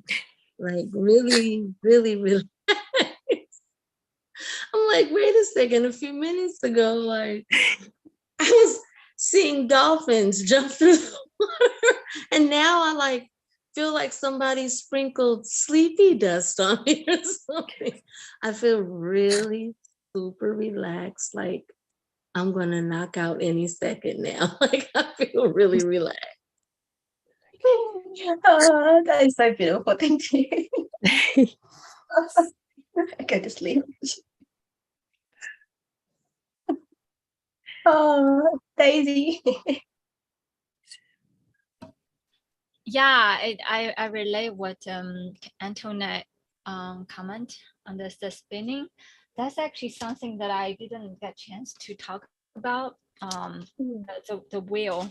Like last time we talked about the wheel of the year, how our body it is a wheel of the year. Like imagine our belt, it is that wheel. And then this time we talk about it's actually the card is relate is tarot is number 7 is a chariot. Let me show you guys. Can you guys see it? Yeah. So I'll share a picture. So what this one is calling us is like that is a wheel of fortune, and it is our body, it's our energetic body, it's our Merkaba body. Merkaba actually later means light, the chariot of light. So like imagine our whole energetic body, and we are the only one that able to drive this chariot, which is anchored into that fourth dimension. And how we driving it is fully embodied confidence and strength, and that's our willpower that coming online, and then just driving it with so much joy, abundance, and just allow that to coming in. And I also feeling into the goddess of alchemy. So and that's also think about if you the traditional sense of the chakra is a 7, like fully embodies that 7 light. So anchor the number 4 together with number 7. Number 7 is that beam of light. That's our own spinal column. Like earlier when Christina talked about the cord, and that cord from our lower chakra and rooted in our lower chakra and connected with the upper chakra, and that's the beam of light within our body. And be that voice for ourselves, be that cord, and just allow the sound coming through and just channel it out and share that with the universe. When you're talking about the wheel, I saw like, the beaming of light, that will become a crystalline wheel. And it's turning so beautifully. So there's our crystalline body. Yeah, it is. Yeah, that's the Merkaba body and the crystalline body. You're right. Yeah. There's so much coming through. Can I share something? Of course you can. Okay. Sure. So, this is the Ankh, and imagine the fourth dimension. It is a canopy. Like early in our previous session, we talked about the canopy. So from the bottom, that's the first dimension rooted directly to the iron core crystal of the earth, and we traveling up, and then we anchor both sides, like both, like here I talk about sunset and sunrise, and also the light and the dark, and the left, the right, the daylight, the night light. So we anchor polarity, and then that's that's how we anchor that. And also earlier when we talk about the cord, and this is our voice, our trachea, how we speak our truth and it connect with our womb and uterus. And so this is a perfect depiction, and this is how it the negative and the positive and the negative, how it work together with the canopy. Yeah, this is another like a diaphragm showing how this works through our body and through our like cosmic womb, and how we like work and balancing, and then we're not like falling into either polarity, and we are that anchoring the third body, that divine child give birth to the Trinity, and we are that center force. Yeah, there's more and showing how this dynamic and through anchoring, and then the center core is our toroidal field. And then also the cord, as in Egyptian, there's the jad, that is actually like a tuning fork. It's our own inner cord, how it vibrating through our kundalini awakening and through our spinal cord, and how this channeling bring in so much healing. And this is another how in like a Taiji Qi Gong is anchoring of this lower and middle and upper dantian, and within our body when we connecting our lower body with the upper chakra. There's another here, I think I mentioned before, we first wake up to our light, and then we wake up to our shadow, and we're balancing both within our body. We wake up to ourself, which is our main topic today, to anchor our true divine self within. This is my painting of anchor that light. And today we're talking about the fourth dimension. Is on the left hip. That's Egyptian Giza pyramid. And within that, within our body, there's some Ark of the Covenant, which is our inner treasure box. We anchor that, and then we unlock of that inner treasure box, the inner chamber. And planet is Mars, which is that devotion to that divine child and then divine masculine energy awakening. And Nibiru is a 4D sun, the fourth dimensional sun, which is how we wakening up to that is through balancing. See, this is the divine child birthing through the balancing of that. Let me go back to here. Through the balancing the sun and the moon, but not falling into either, and we are that embodied earth. And here is that being attuned to oneself is a foundation for harmony in all other relationships. So it just awaken to that divine self. And here is how we do our energy work. Like earlier I mentioned the 1D, the 2D, the 3D, and this is a 4D, is a canopy. How we like fully not falling into either, and whatever activation coming through, we allow it to come through. Whatever trigger comes through, there is deep treasure waking up, and for us to allow that higher dimensional guidance coming through. And then when we do our healing work, so the healer is the one helping channeling and bridging both the higher and the lower together, and help fully like unblock the mental field. See, a healer slowing down the energy field of the person on the table to encouraging healing. So when we slow down, and then the healing gift can come fully embodied within the body. That's my painting. And this is a chariot card earlier I mentioned. So it's like there's a sphinx. It's like both our dark, our shadow body, and our light body, and those are the polarities that are driving onward for our mission onward. And the canopy of the star is so synchronistic in this card. It also has the canopy, which is our fourth dimension, and also the 4 pillars like symbolize the fourth dimension. and how we open up to the higher dimension, higher galactic consciousness is not just open up, but embodying it on 3D and allow the flow, but at the same time with our full confidence, just driving onward. Okay. Thank you. Thank you, Daisy. I thought that you have more to share. I was right. Thank you, all divine timing. Thank you so much. Thank you. So I just hand over to Kyle now.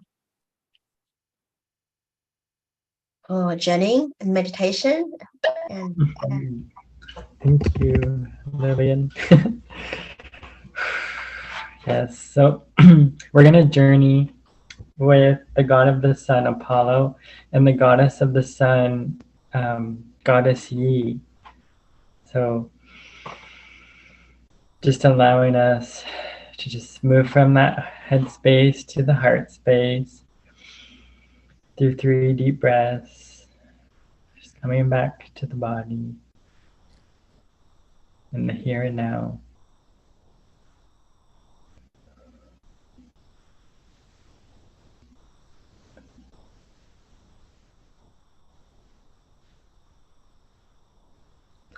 So we're gonna ground back down to Gaia before we go up to the sun.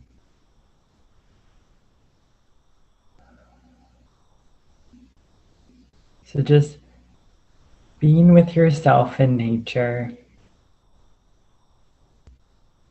You could be sitting on a log or a rock, just feeling your connection to the earth and to the elements of nature.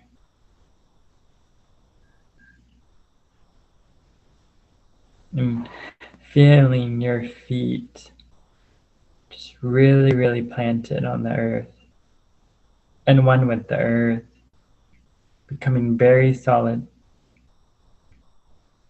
Feeling Gaia's heartbeat through your feet and then through your heart and pulsating all throughout your entire being.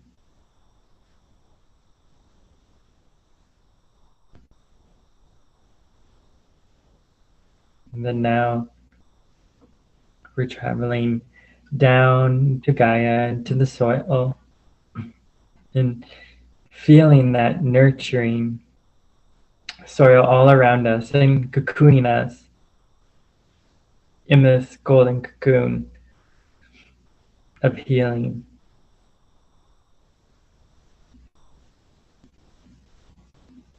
Just allowing our whole being to just completely soften, becoming one with the earth.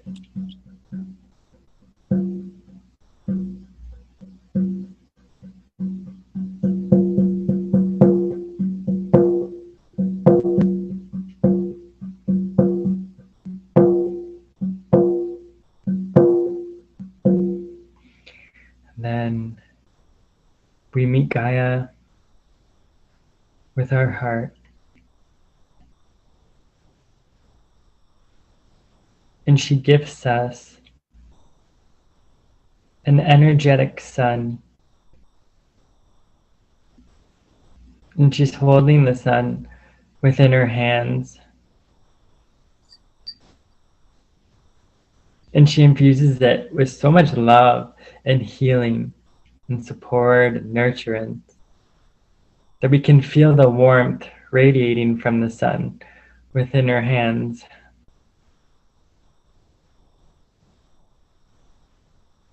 And she places the sun within the core of our being, within our solar plexus. And we fully allow ourselves to illuminate and to receive this warmth. And it moves all throughout our entire being, down to our feet, and then cycles back upwards, all throughout all of our chakras. So we're just this golden, beaming light.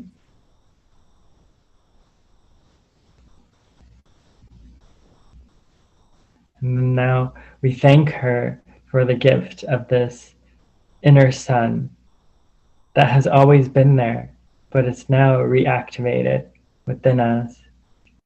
And we give her the biggest hug, just great gratitude and appreciation for all that Gaia gives us each and every day, each moment.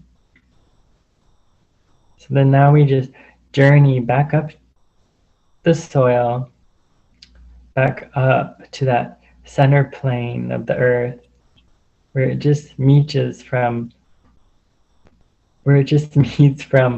Gaia to our physical earth. And we place our hands above us. As our hands touch the earth above us, and as our hands touch that earth, it just starts to illuminate, and we just rise from the depths of the inner earth to our physical plane.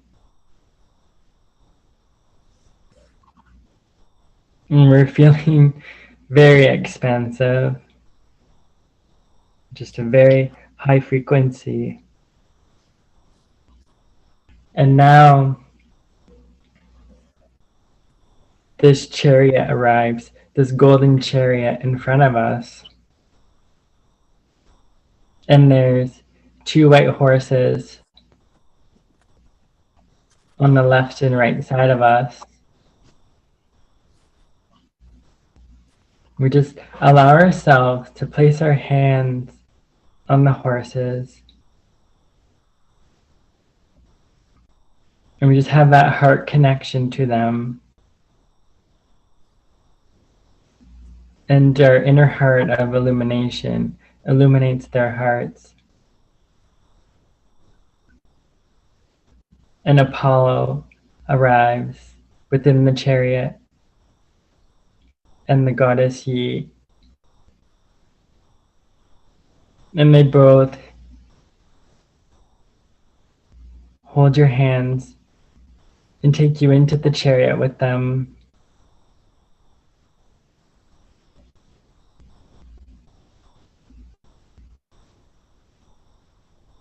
And then just setting this intention right here, right now, of what would you like to illuminate in your life? What do you want to bring forward into your heart's creation, into physical existence?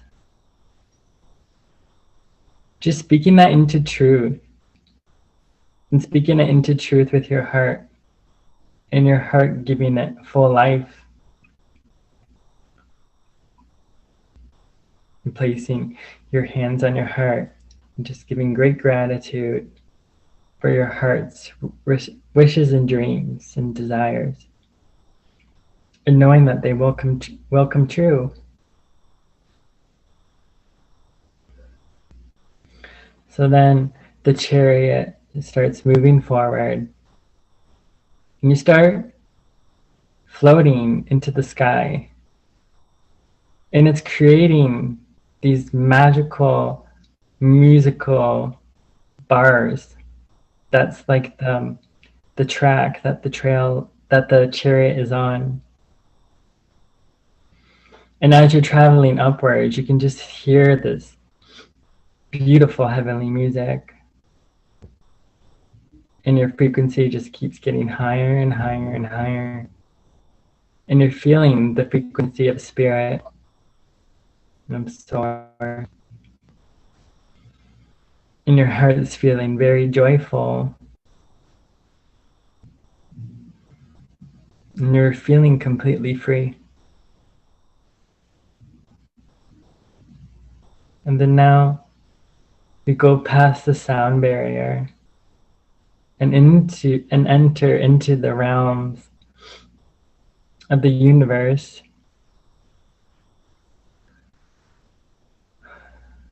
You can see the Milky Way shooting stars, many galaxies.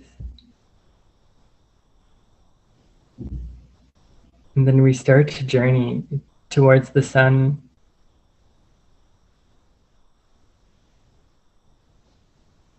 The sun is just so expansive. We can feel the heat and the warmth from where we are. And as the sun illuminates us and everything that it touches, it turns into alchemical gold and glittering gold. And your whole being just starts to be this like golden glitter, this golden consciousness.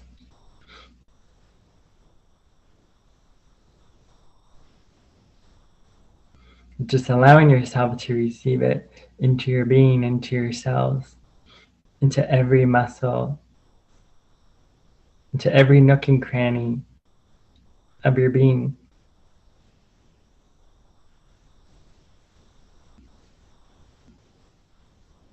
And then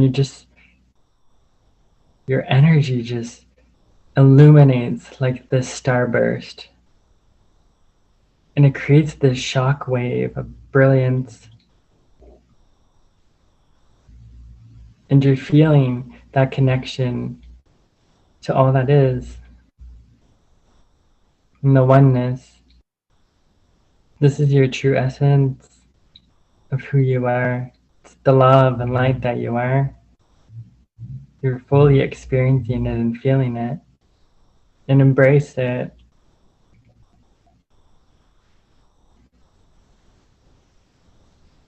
You're home within. And it's that remembrance that's always within.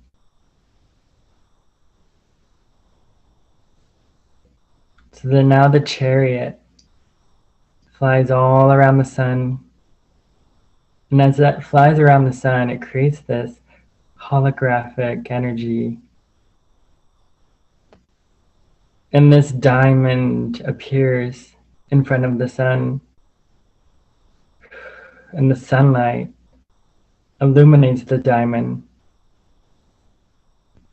And it becomes this prismatic color of just like one unified healing like color spectrum.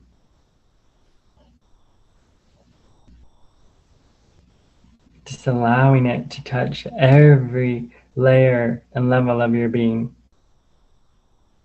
and to illuminate your chakras and receive the healing frequencies of the sun and the diamond as one.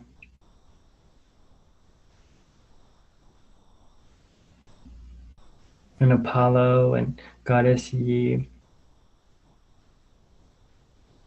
stand on either side of you to help bring balance to the masculine and feminine energies within as one.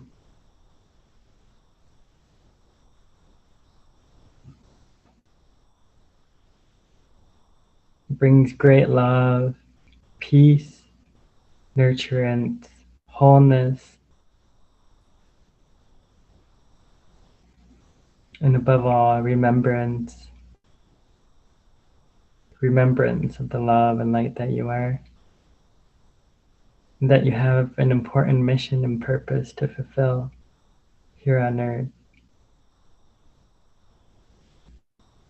So we thank the elements of the sun, Apollo, Goddess Yi, the universe, source spirit,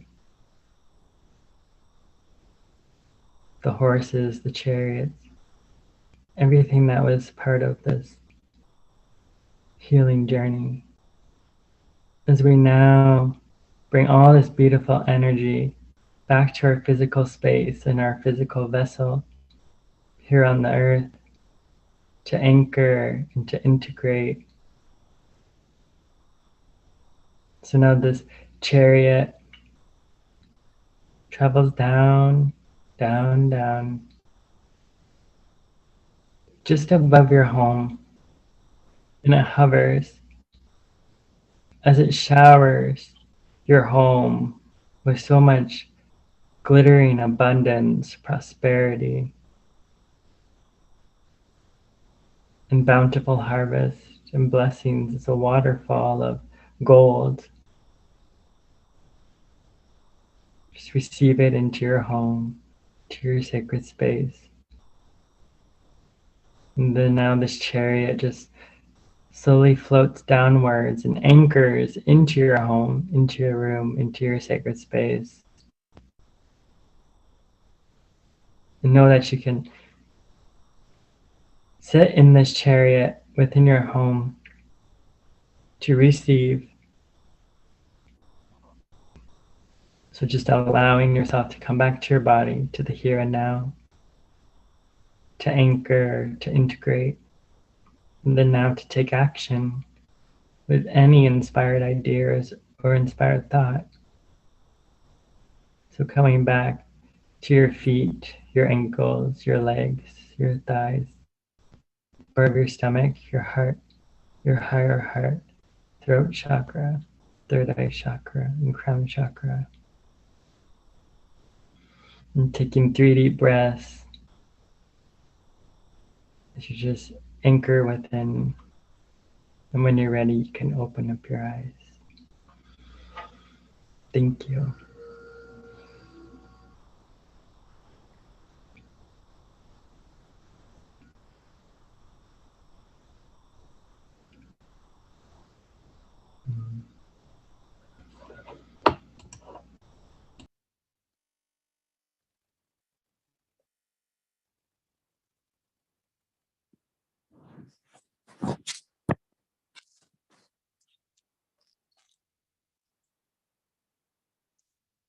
Thank you, Kyle. I don't want to come back. It's so difficult to come. I'm sure that all of you found it so difficult to come back. Anyone wanted to share? Please share.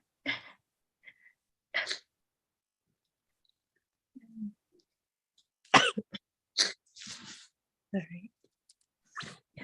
right. There's a huge amount of expansion, and I'm seeing nebulous, and also seeing like different deities. I don't know who they are. Also seeing horses, maybe unicorn or Pegasus. And at the end, I was seeing goat. I'm trying to understand why I'm seeing goat, and now I realize, oh, that's Aries, right? That's the goat. Yeah, it's everywhere, but it's like huge expansion. Or maybe I'm seeing the constellation that's what's playing out. It's interesting. Thank you. Thank you, Kyle. My Chinese zodiac is goat. That would be, there are actually 2 goat, right? One is Aries, one is Capricorn. Yeah. Capricorn is a sea Mm. goat. Yeah. Yeah, but I didn't connect when I saw it. I was like, why I'm seeing animals? Yeah, that makes a lot of sense. Thank you. Thank you, Kyle. Jennifer, you want to share a little bit, or yeah? Yep, I can share. Yeah. Yeah, at the beginning, I saw like a woman, like she's made out of wood, but like her hair was black, and she had like like her hands were holding like this, and she was in a meditative state. And in the middle, there's like a sun, and then after that, I just saw like a bunch of waterfalls, and they're really, really pretty, and it's like really rocky, and I saw like a lot of water just come like all over the place, and it was like really bright blue. And then after a while, um, I I saw like the waterfall, like I was like at the bottom of the waterfall, but like it turned like yellowy and gold like, and then it was just like swirling in a circle. But it was really cool though. I really loved it. It was a really interesting experience. Thank you though, Kyle. I feel that Kyle will have a message for you. a message. Yes, I do. I know. Jennifer, may I share? Yeah, of course. Um, I was seeing that vision, that visual that you were describing very clearly. I could see um, like water spinning, and then there was like fish. Yeah, I was really feeling prominence that you're a mermaid. Um, to like tonight, especially with the moon, to literally like soak in the tub, um, like embody your mermaid self. Like if you have like a starfish or like any shells, to just like place them around you and like candles, to receive the ocean. Like your mermaid sisters want to speak to you. They have like so many messages. I could hear them in my ears.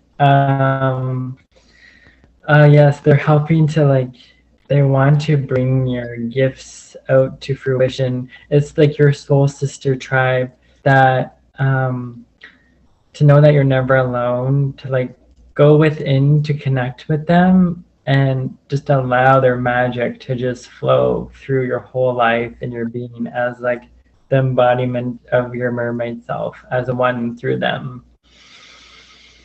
Yeah, so much magic. There was a. I used to dream a lot about mermaids out of blue though when I was like in high school, but I I think they're all from my past lives, but I'm not quite sure though. But that would make a lot of sense. So thank you, Kyle. I also saw something Jennifer was sharing towards the end. I keep on seeing giant lotus. By the way, when you're talking, I was seeing giant lotus.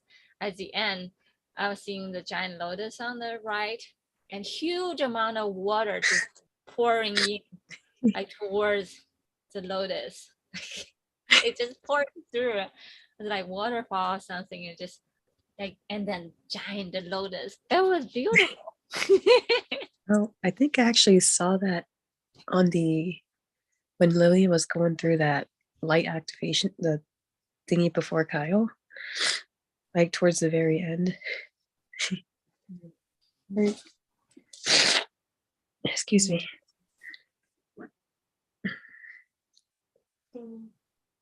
Antoinette, you still awake or you already? No, here. I saw horses. I saw really like beautiful white horses, and they were really pretty. And I kept trying to like see like closer, but I can tell they were there. I can tell they were like moving really fast, and they just looked really pretty. And I can tell they were white.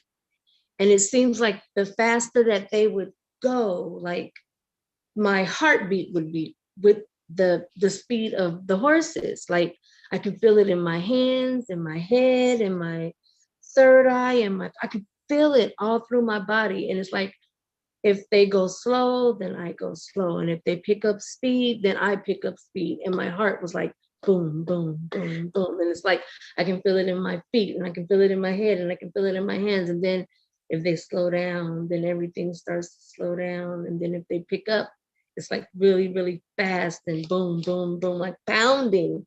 Like, but and I can see them. And then I seen something else, but it wouldn't come in.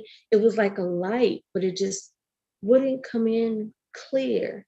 But I knew something was there, but I just couldn't tell like what it was. But the horses came in like a silhouette, like white, pretty horses. And then it was just like a real, like the vibration, like it was just like the pulsating was really, really strong. It was real strong. Like my heart was like boom, boom, boom, boom, boom. Thank you, Kyle. I appreciate that. Thank you very much. I love everything that everybody does. I really do. Thank you all very much. Carl, do you have message for Antoinette? Yes, yes, I do. I feel you, soul sister. Oh, love you so much. I love when you can like us. Yes. Embody your horse self. And you can transition that to like your unicorn self too, but I can see you as your horse self. Like your lashes, and it's like this pearlescent white and diamonds and pink. That they're bringing the message of like that freedom of like listening to like music that will just spark your heart and your soul, like as if you're like that horse running in that like that field, and just being completely free of like knowing that everything that you desire is all around you in your aura, in your space, and just bring that in through that embodiment of like that groundedness, like being grounded. But yes, like it's like that majesty of you, of this horse, like I can see you in like there's the sun, it's like a sunrise, and the wind is just like blowing through your mane, and you're just like this anchor. I can see these baby horses all around you, and these like unicorn horses. I don't know if you have like grandchildren, but I just see them all around you, that they're wanting to hear your heart, like your stories, all that you have, like all that goes into the topic of today of like speaking your voice, because your voice is just so calming and soothing and healing, to just like, yeah, just bring everything to the forefront. It's just like your voice needs to be heard, in that empowerment, just bringing that forward, just being that like that horse through like the start of your day, and just receive. I mean, bring that all throughout your day, and it's just all the connections that you'll meet. I really feel like children are so connected to you. Like when you're out and about, it's like you're their mother. Like they want to connect to you. They want to like that smile when they smile at you, and when you smile at them, it's just like so fulfilling for you both. So yeah, just get out, get out, get out there, because like your energy needs to be felt and experienced, and it's like that reflection back to you. Like you'll feel that fulfillment as well. So yeah, so much love you so much. Thank you so much, Kyle. Thank you, thank you, thank you.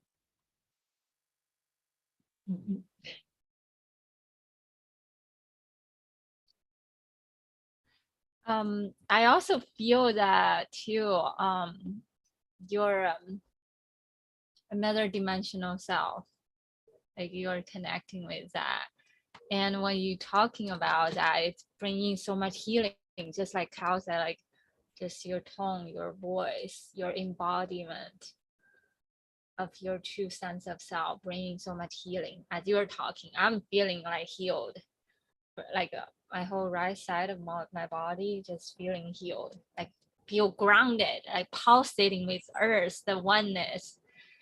And I keep on like feeling, I'm still trying to figure this out, but I do know that we share 4 dimension with horse, and it's just so incredible. Today we are anchoring the 4th dimension, and the horse message comes through. It's in the same card of chariot. Sometimes it's a sphinx, sometimes the horses, the white and the black horse, and how I mean the white and the red horse. But either way, it's like a polarity, but through the horse energy, we just running and pulsating, anchoring the polarity, and we have this full speed and this full confidence. Just be our true self, that embodiment, that it's just fully pouring through your voice, your message. Yeah, thank you. No, thank you, Daisy. Thank you. I feel that everybody received that nurturing feeling, right? Bottle will anchor some codes here so the Mother Earth can receive the nurturing from you as well and the love from you. If you have time, I mean, it's running a little bit over time. If you wanted to have that creativity to close the circle with that would be really beautiful.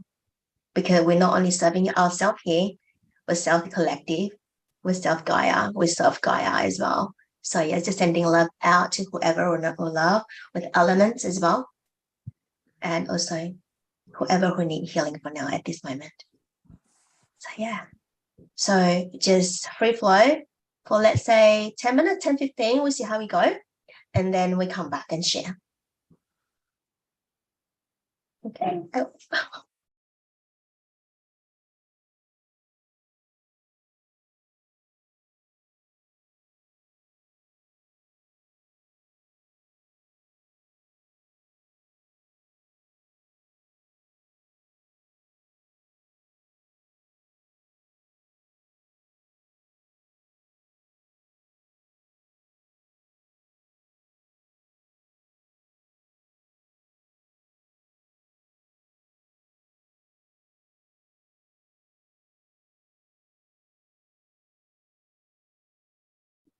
I'm going to share music. I need to find out which one is it, but just bear with me and continue.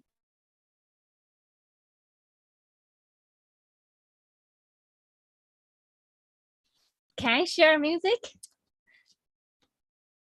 Okay. Yeah, you share.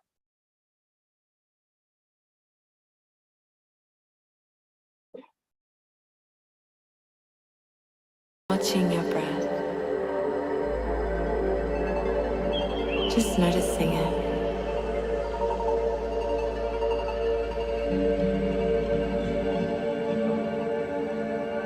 Bring your attention to the sounds around you.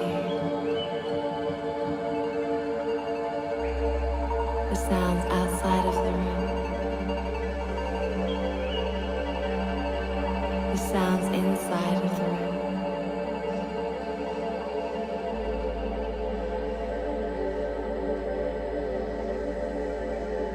Just noticing, listening, observing any sound, welcoming the sounds.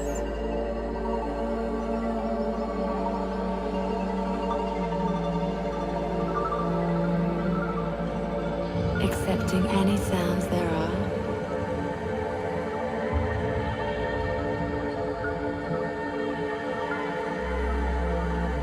Just with a gentle observation, without any judgment. Becoming present here and now. This present moment. Now with 3 deep breaths, relax your body. Breathe in, and as you breathe out, let go of any tension in the body.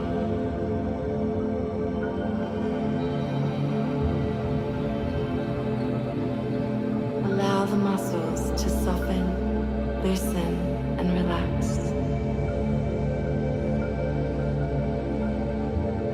Take a deep breath in, bringing fresh oxygen into the body and a sense of renewal. Relaxing as you breathe out, feeling your breath flowing into the belly, flowing out, feeling any sensations in the body.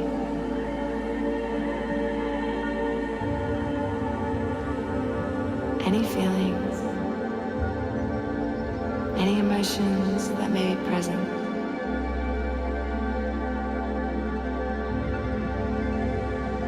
Just accepting without judgment.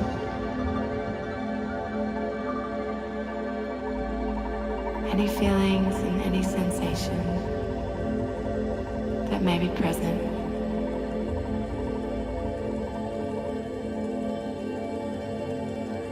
Now connecting to your heart.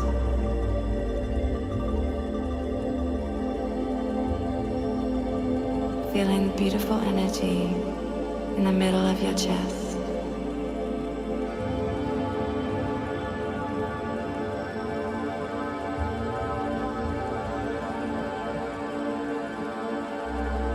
Visualize a beautiful golden light in the middle of your chest.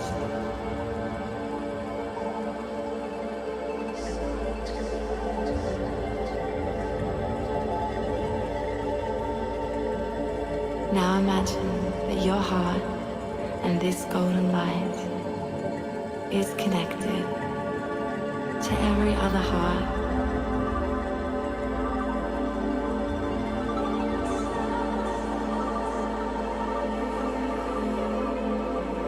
Your friends, loved ones, your family, neighborhood, and community.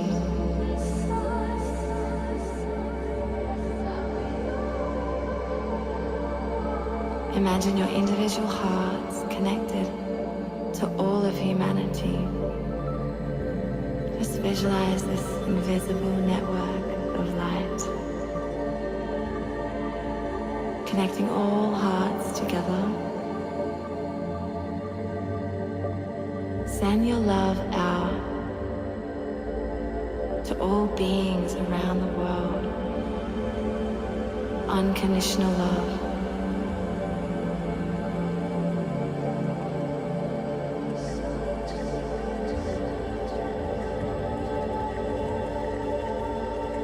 And as you breathe in, allow yourself to receive love from people all around the world.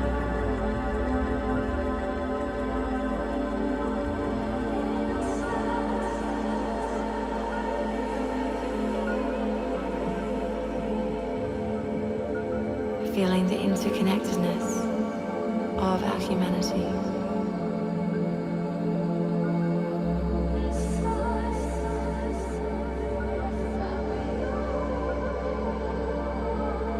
Continue breathing through your heart center. And if there's been any anxiety, worry, any panic or fear in relation to these world events, let yourself breathe in some soothing breaths. Just gently release any of these anxieties and fears. Imagine this warm, soft light inside of you, soothing and cleansing away any worries, just breathing it out and letting it go.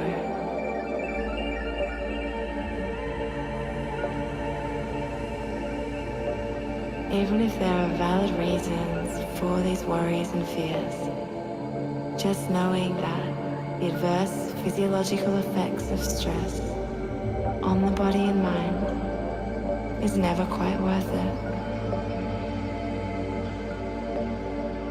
So some deep breaths and just letting go.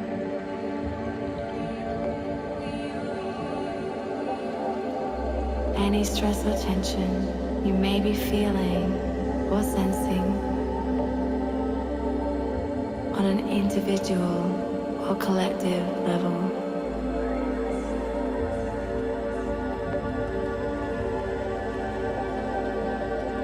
And together let's breathe through that and find ourselves becoming more peaceful,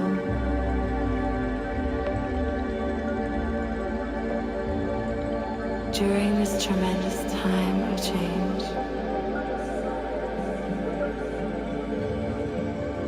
Imagine you're breathing in the energy of peace, breathing out the energy of peace.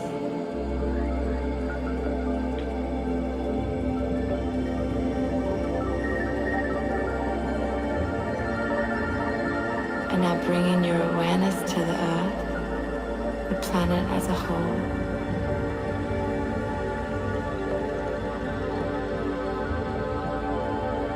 Sending your peaceful energy down into the earth.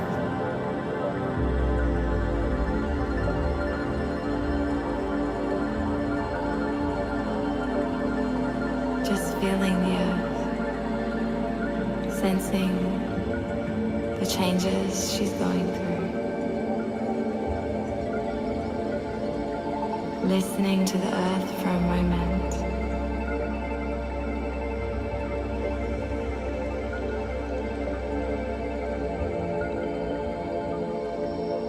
Is there anything you can hear? Anything that feels different?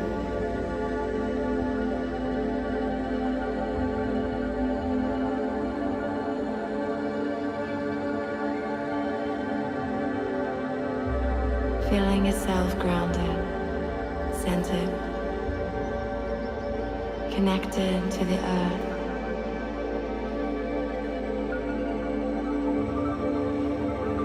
Now just gently smiling to yourself, or imagine you're smiling on the inside.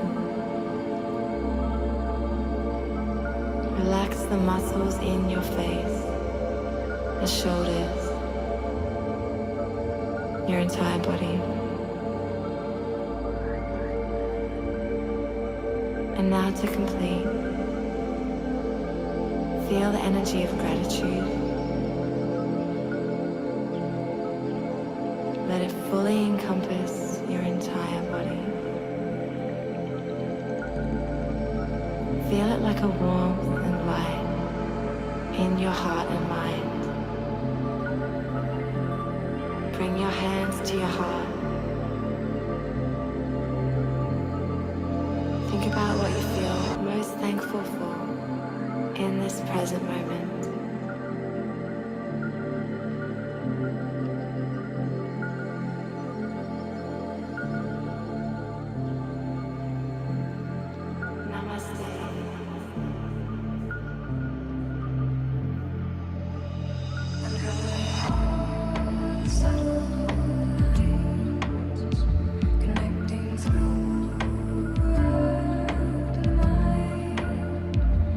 It's an eye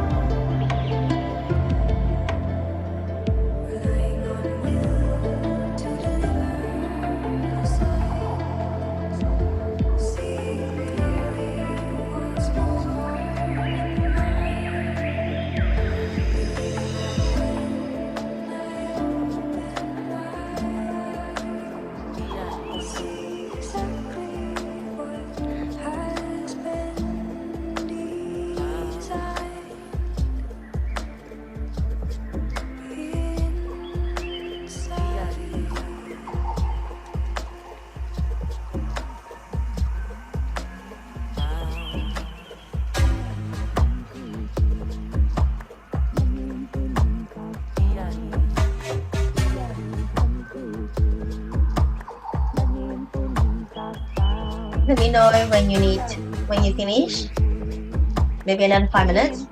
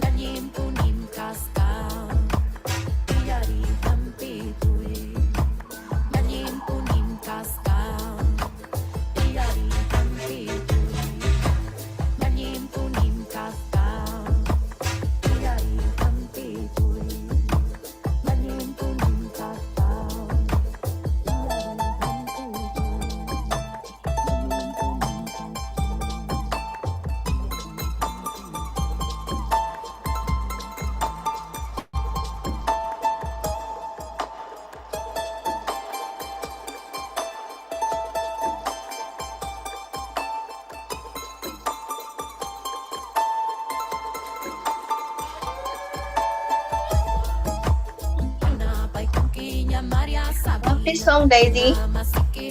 It make me move.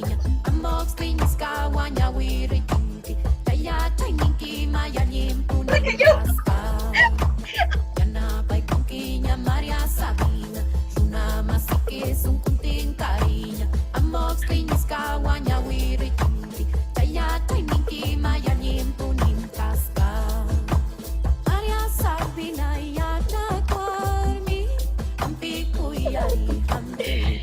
All right, Antoinette, are you ready? It's awkward now, so I'm gonna be everybody. I love this song, Daisy. I need a copy of that. I need a link. I don't know how to draw, so I couldn't get it. I tried, and it's like it looks a mess, so I just bought it out. There's nothing is a mess. Okay, let's stop the music and. Oh, I love that, Daisy. I love that music, honestly. And the one I prefer. Yeah, I couldn't tune in. I was like, I tried to listen, connected. I was like, no, drawing quite. Yeah, I didn't plan it because it's like a radio channel. It's called Liquid Bloom, and Oh yeah, you mentioned it. yeah, usually they don't have sound. I was like, oh, this time they have voice come through, so it's so interesting. Yeah, thank you. Love that. I'm gonna share that too, link to the group. So yeah, so they can have fun with that. So who would like to show the code first? Come on board. Anyone draw anything at all? Carl, you want to share first? Sure, I would love to share. Yeah, my code has definitely shifted. Is everyone ready?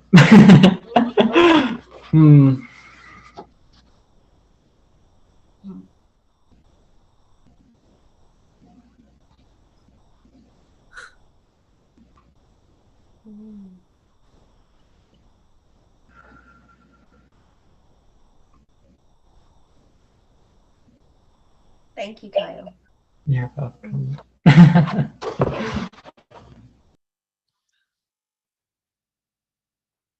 So Daisy, what did you receive from there?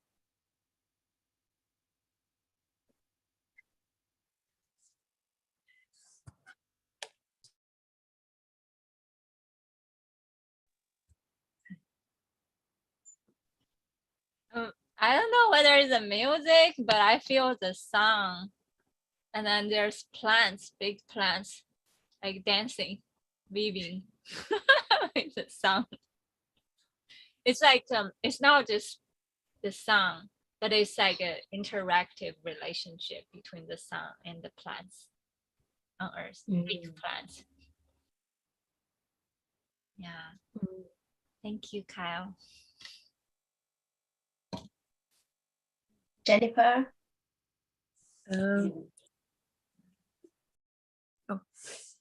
I didn't know we were supposed to draw, but I did see like I did see like a really dark waterfall, but it was like the water was like bright blue and it was like really cool. And then after a while I did see I I did see myself sinking in the water a little bit, but like there was like a little castle in the water, but I couldn't make out the features, but I know it was some sort of castle. And yep, that's how I saw. Can you resonate, Kyle? Yes, and it's connected to the message prior. You're getting there. You're getting, yeah, it's like, yeah. I feel like you'll have, like, you can set the intention before you go to bed too, to disconnect with your mermaid sisters. And if you want to remember, just have that intention of saying when you do dream to remember when you wake up, like what you dreamt of. And have like a notepad next, like by your bed, so you're able to write it down, that what comes through. Okay. So much love, Jennifer. Oh, thank you, though. I really appreciate it.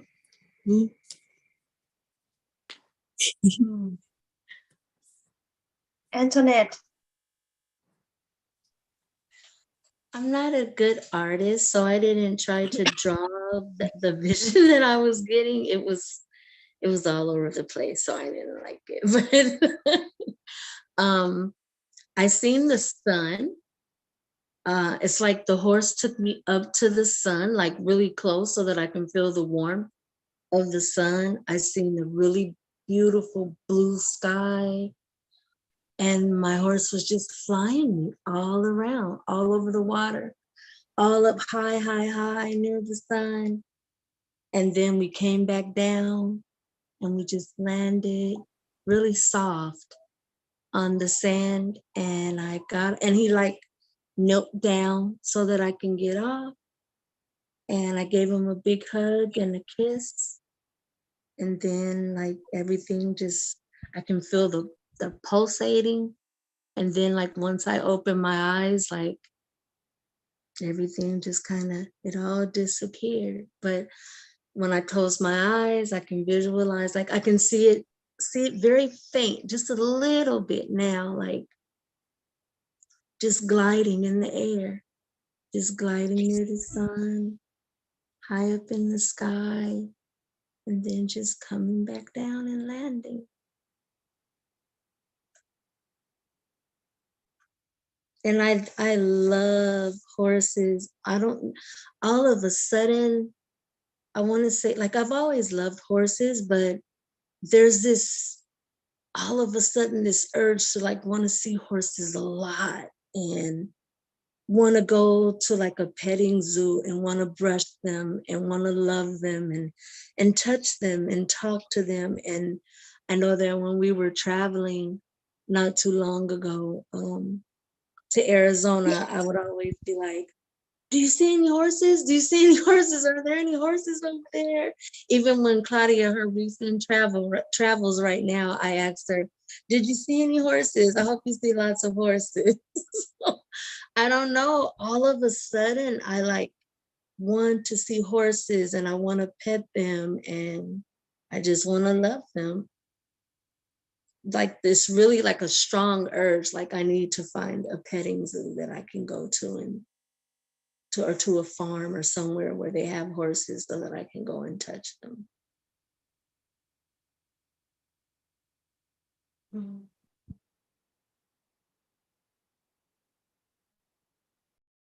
Thank you, Antoinette.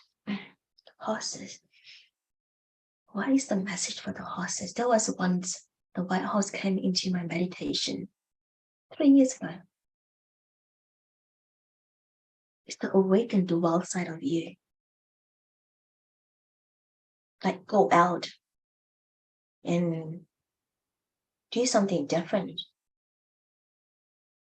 That's what I received. Thank you, Antoinette. Thank you. And that is something definitely different because I probably haven't touched a horse since I don't even remember, like elementary school or something like that. So that would be like totally different for me. Thank you.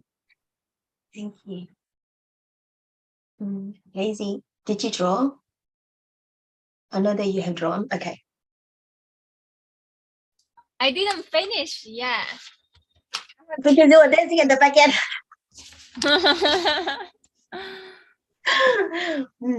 So this is Wow, that is so beautiful. thank you. Mm.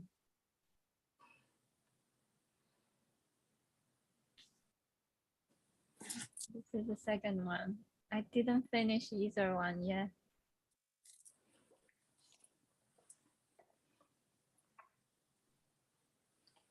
Mm.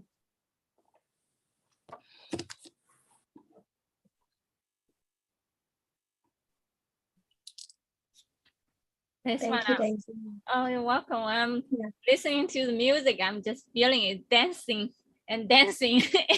And when Kyle shares the code, I can feel the plants like dancing with the sound. Mm.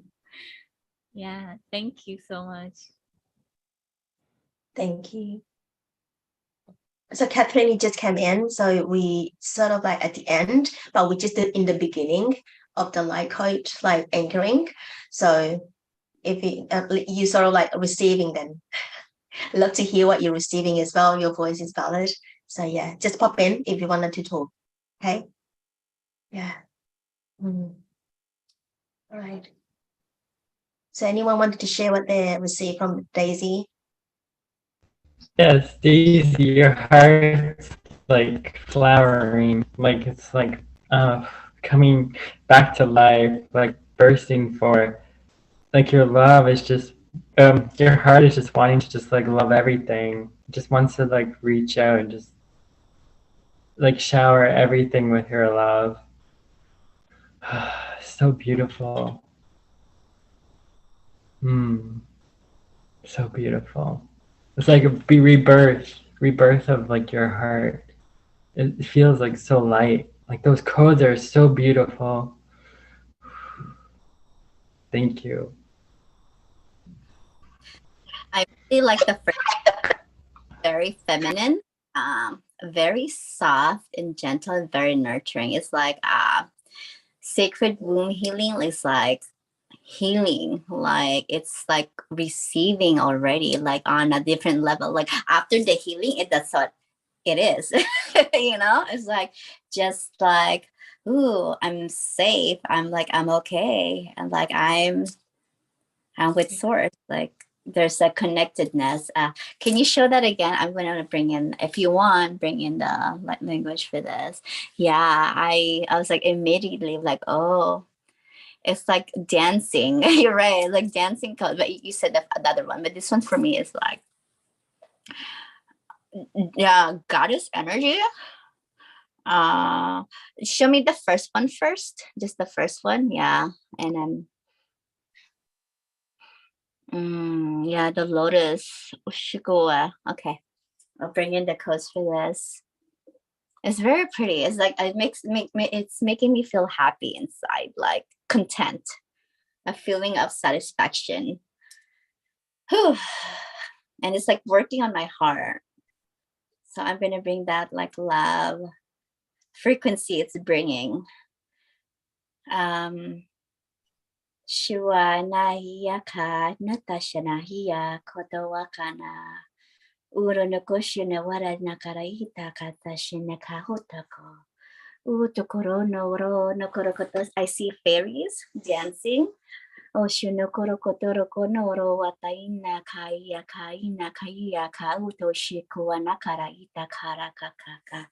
it's also bringing Lemurian codes. It's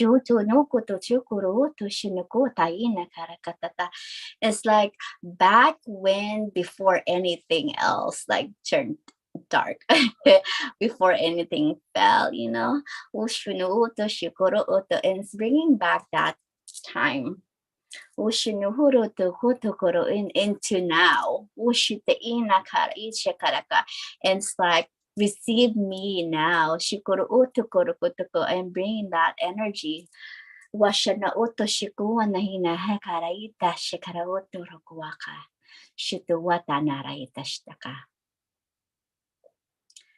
Yeah, I want to see what Kyle says with the light language.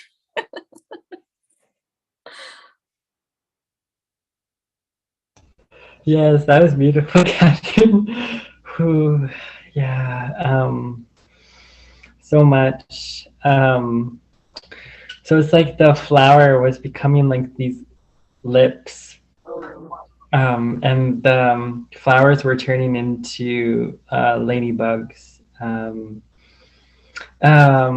It's like oh, what's that called? Um, oh, what's that thing called when you it looks like a telescope, but then when you twirl it around and kaleidoscope, kaleidoscope. Yeah, it was like a kaleidoscope. It was just like all coming back, like coming to life, like every fiber of it. Like I like the drawing, like the like you can touch the petals of this flower.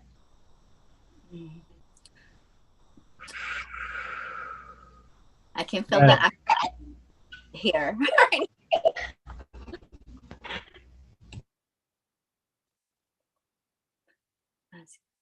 Yeah.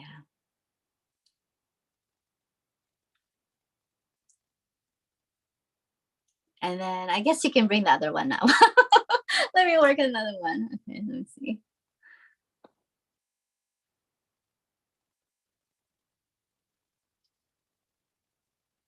Okay. For me, it's like finding your way home. All the different journeys we have to go through to find our way back to source. And it looks like you're going somewhere, it takes you somewhere else, you ended up somewhere, but it's all an adventure. And bringing the fun back into journeying, and finding our ways, not like being unstuck. And bringing those resources within us, and being able to use those resources within us.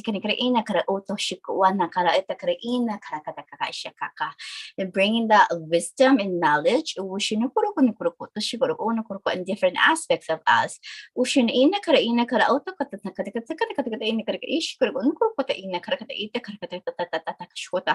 being to quantum leap into different aspects of us when we need to.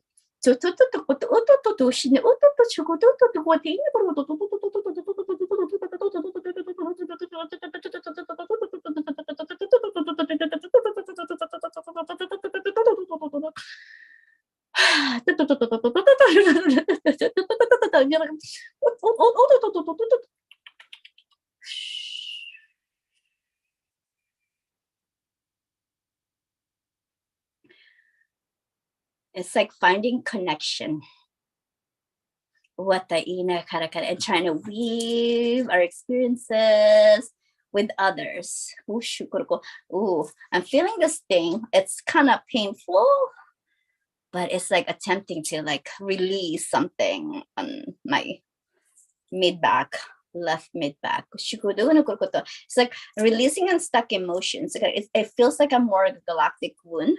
It's like releasing those galactic wounds of experience. Whew.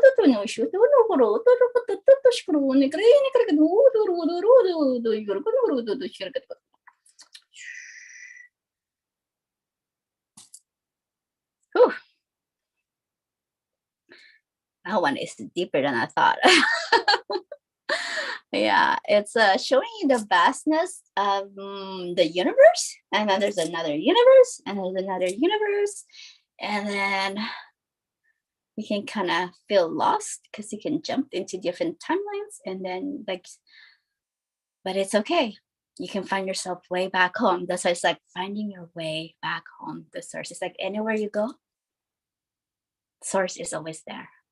You are never left alone by yourself, even if you think you're alone. Wow, that's so amazing, Catherine. Yes, it is. Right now there's so much galactic energy that's channeling through. Let me share.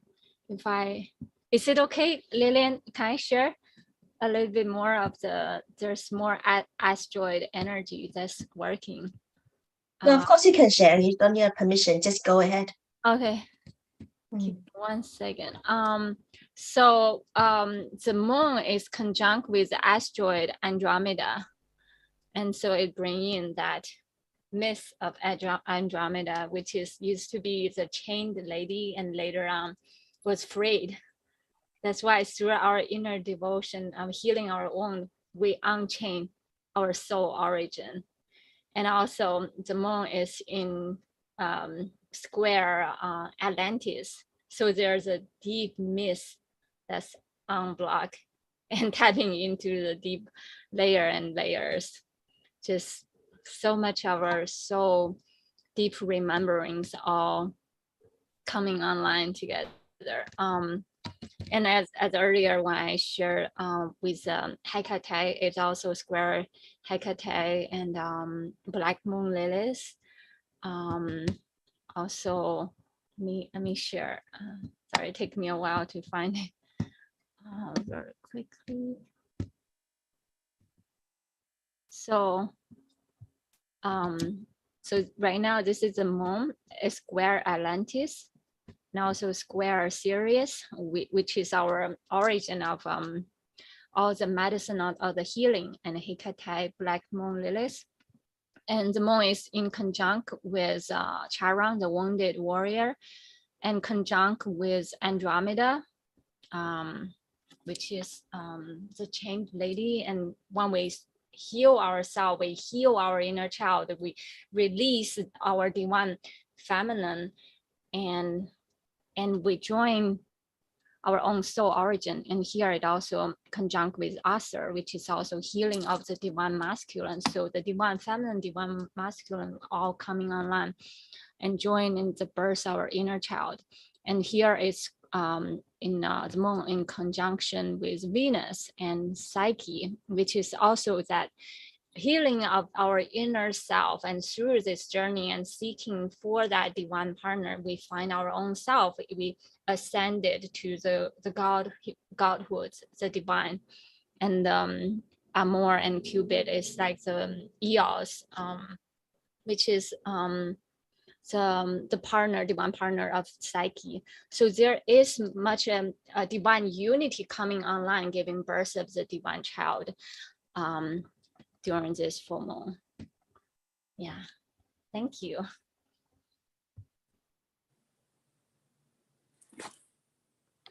That's funny. I just did a well, I got off earlier because I was doing my Facebook Live, and it was on like healing the masculine wounds or reconciling with the wounds, with the males. And then when we do the forgiveness, it's like healing their wounds, and they're able to like be free. Because sometimes when we like when we get hurt, we tend to curse them, and so we put curses on the men by hurting us. And so when we forgive them, we release them of this like curses, you know, and they're able to feel lighter, and they're able to feel like, yeah, they're able to heal their wounds from, yeah. So it's posted already if you're interested. Yeah, so yeah, lots of like masculine healing. And I also work on the like healing the like castration,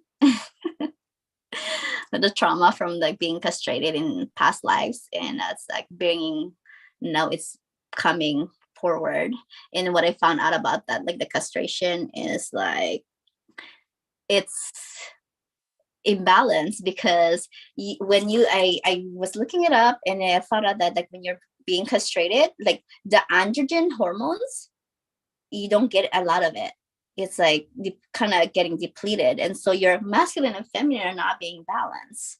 And so when you heal it, it's like now it's like healing the sexual trauma, the sexual dysfunction. And so yeah, so we're working on that today. So that is totally like the energy, like healing the divine, the masculine wounds, so we can balance ourselves. Because really we're forgiving ourselves, because we've been males in the past. We've done this before they've done it to us. So yeah. Yeah, it's like the timeline. it's like a certain aspect not able to fully release, and it's lingering. That's why like we want to give that wound a voice, and so let it coming through. It's so interesting because when you're sharing about this curse and this like kind of karmic looping cycle, Yes. Yeah, it's related to actually I was researching about this crystal that we are working with, the fourth dimension. It's called apidolite, and apidolite is like a green color, and instantly I feel like, oh, emerald tablet. And that's kind of like the feeling how people feel like mixed message related to emerald tablet. Let me share with a picture of how apidolite look like. It's very pretty. But apidolite is like this stone is like we have to be fully embodied in our divine body. It's like not from a balance, not from an imbalanced place, because apidolite is like huge manifestation stone and magnifying. So whichever, it's like how to say, if we are in a good place ready to ascend, it magnify it. But if we are in a wounded space and we're still like cursing out whatever that imbalance place in our emotional body, it magnifying too. So that's why like some people, when they started working with energy with crystal, like for instance mold-wise, they would say, oh, all those bad things suddenly happen, I lost my job, lost my boyfriend, or like have to move to another city. It's because the universe is magnifying whichever is not balanced. It's just bring it full on also. Yeah, thousandfold also, speeding up, catalytic as well. Yeah, so an amplifier. Exactly. Yeah, so a lot of time like certain crystal does that. This is the same way with hold on a sec, sorry, it's the same way, especially with apidolite. It will bring it full on, like trifold, 100 times folding. I think I felt that energy for sure.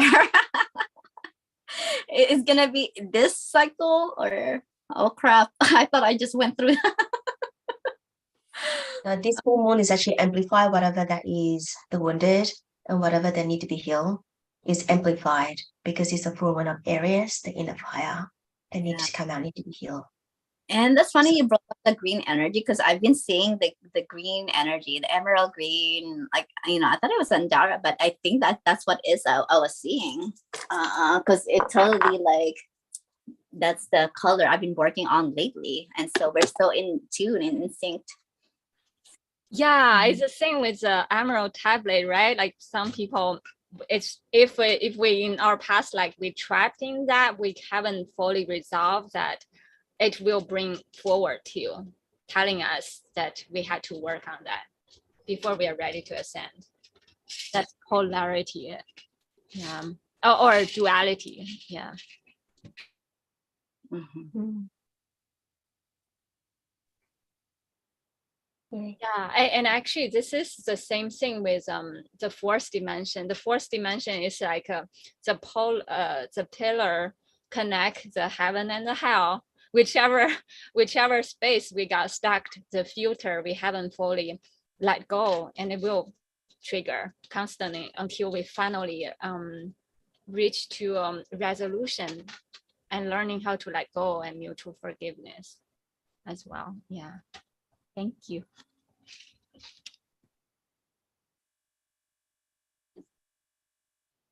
All right, I just gonna share mine then.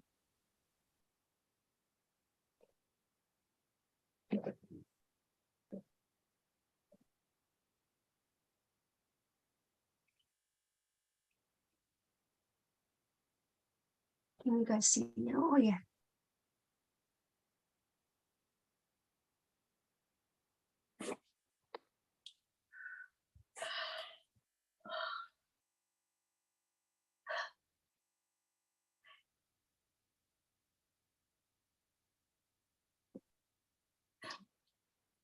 I see it as an spheric aircraft for some reason. kind of like this, you know, those sci-fi movie, and like this ball, like spacecraft, it forms, it gets bigger, and then it's like calibrating it, and it's like has this thing that does, I don't know, and it's fast. That's how I see it. Like it's very, it has a lot of details. Wow.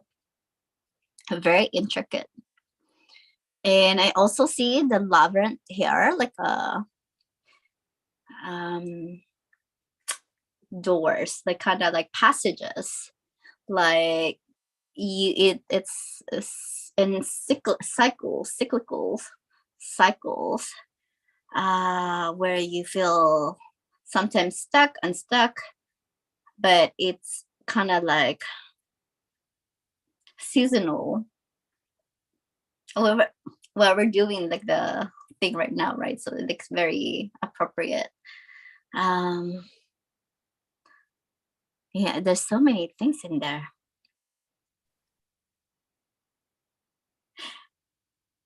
Oh, okay. It's also, I also see like the sun codes there, solar codes. There's so many things in there. It's packed.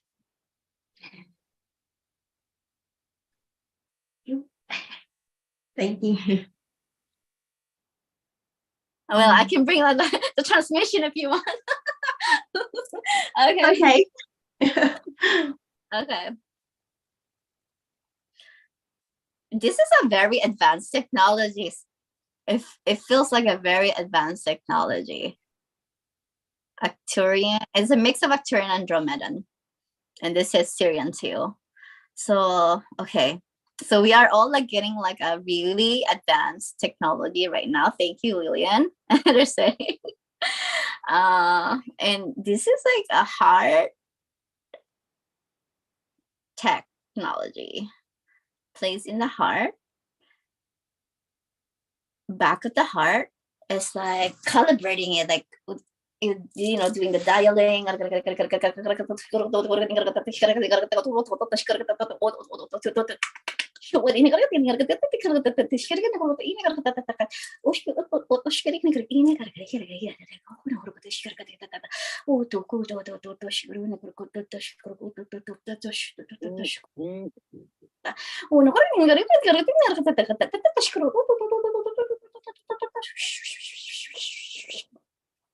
Ocean, uno, ocean,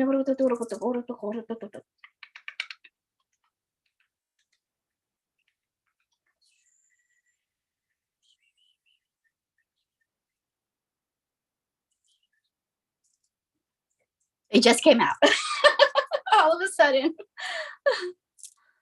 Wow. How was that, Luya? I'm sure you felt it. Yeah, I felt that my heart is in the middle, and then there's like golden thread all around my heart spinning. It's like spinning.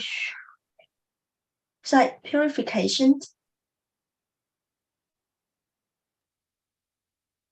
And it's like upgrade to another heart system that I never felt before. Yeah, it's very advanced heart system upgrade. Yeah. And I feel it like on my working. Yeah, well, it went thank you. hard. Yeah. Thank you so much. Anyone feel anything?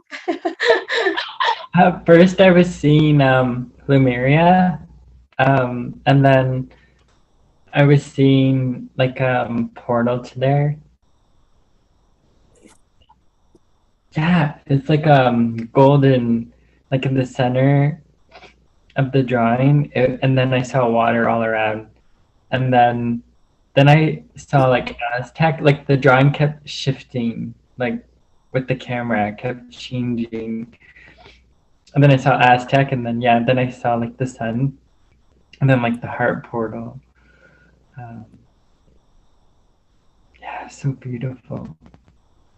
it's like you can like, I'm seeing the drawing, like it's like moving, like rotating onto the earth plane, and like you can literally walk through it. It's like whole new world that was just created with your drawing. And it's like anchored on the earth.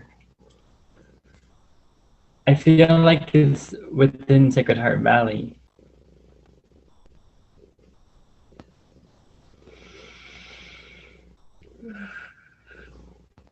Yeah. Thank you. Anyone else? It's funny that Kyle said a portal, because when I look at it, I see a portal like kind of like a vortex, like spinning, and then I just want to go into the portal. But as I get closer, it's like I can't go in, and I'm trying to see on the other side, but I just can't see on the other side of the door of the portal. But I know it's a portal. It feels like it. And I see it. I've had that image similar in my third eye before. It's like a portal there. And it's like it's open sometimes and then it closes. But I can never see what's on the other side. It's like I'm trying to get there. But once I get there, it's like it closes. Like, I don't know if it's not meant for me to see it yet, or I don't know, but I've had that similar image in my third eye, like a vortex and like a portal right there. And I try to get closer, but every time I get close, it kind of like just disappears, or it closes back up, and then I try to find it again. And it doesn't happen all the time, just every now and then.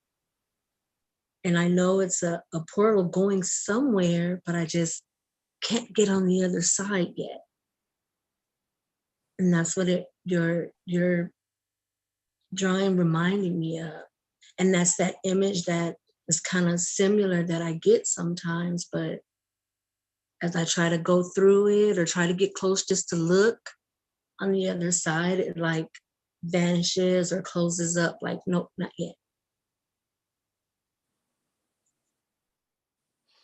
Yeah, that's kind of like what I was trying to explain in the beginning, but you like, yeah, exactly, like where you like have passages and like it opens up, it's there, you think you're there, but you're not there, and like it's like kind of like a labyrinth, like with like doors, passageways, and then sometimes you feel stuck, you feel like you can't see, and like, and but it's seasonal, like you're right, like it's like you have to get like some codes to be able to unlock, and this is through like people, situations, events, and yeah, and so like to be able to get on the other side, you need the next code, you need the next activation, and it's kind of like an adventure.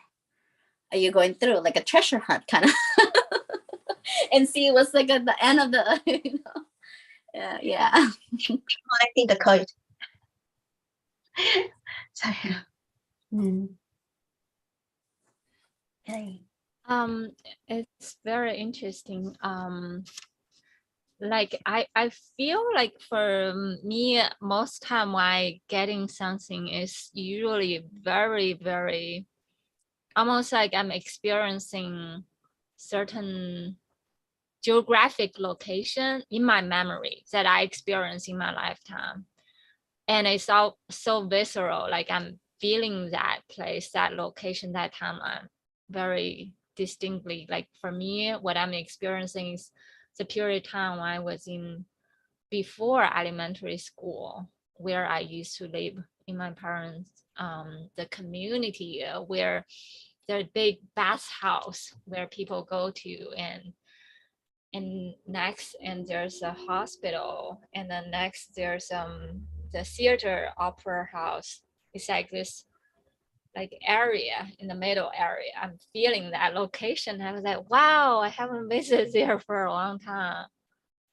It was, I don't know what is bringing in through, but just like what Antoinette and Catherine is sharing, maybe there's portal, there's message, there's more telling me how to embody in deeper of that energy vibration. Maybe it's community, how it can burst through, and all diversity of life, all connected in that portal together.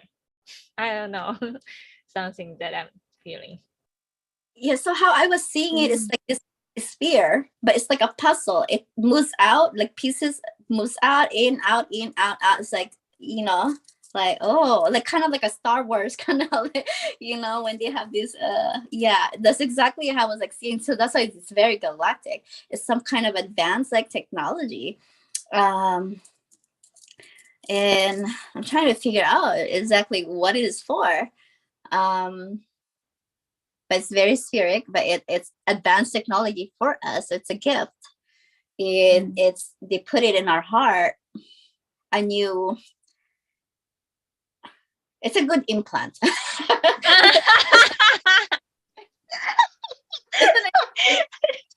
Not implants are bad. It's a good one. Yeah, I'm feeling that too.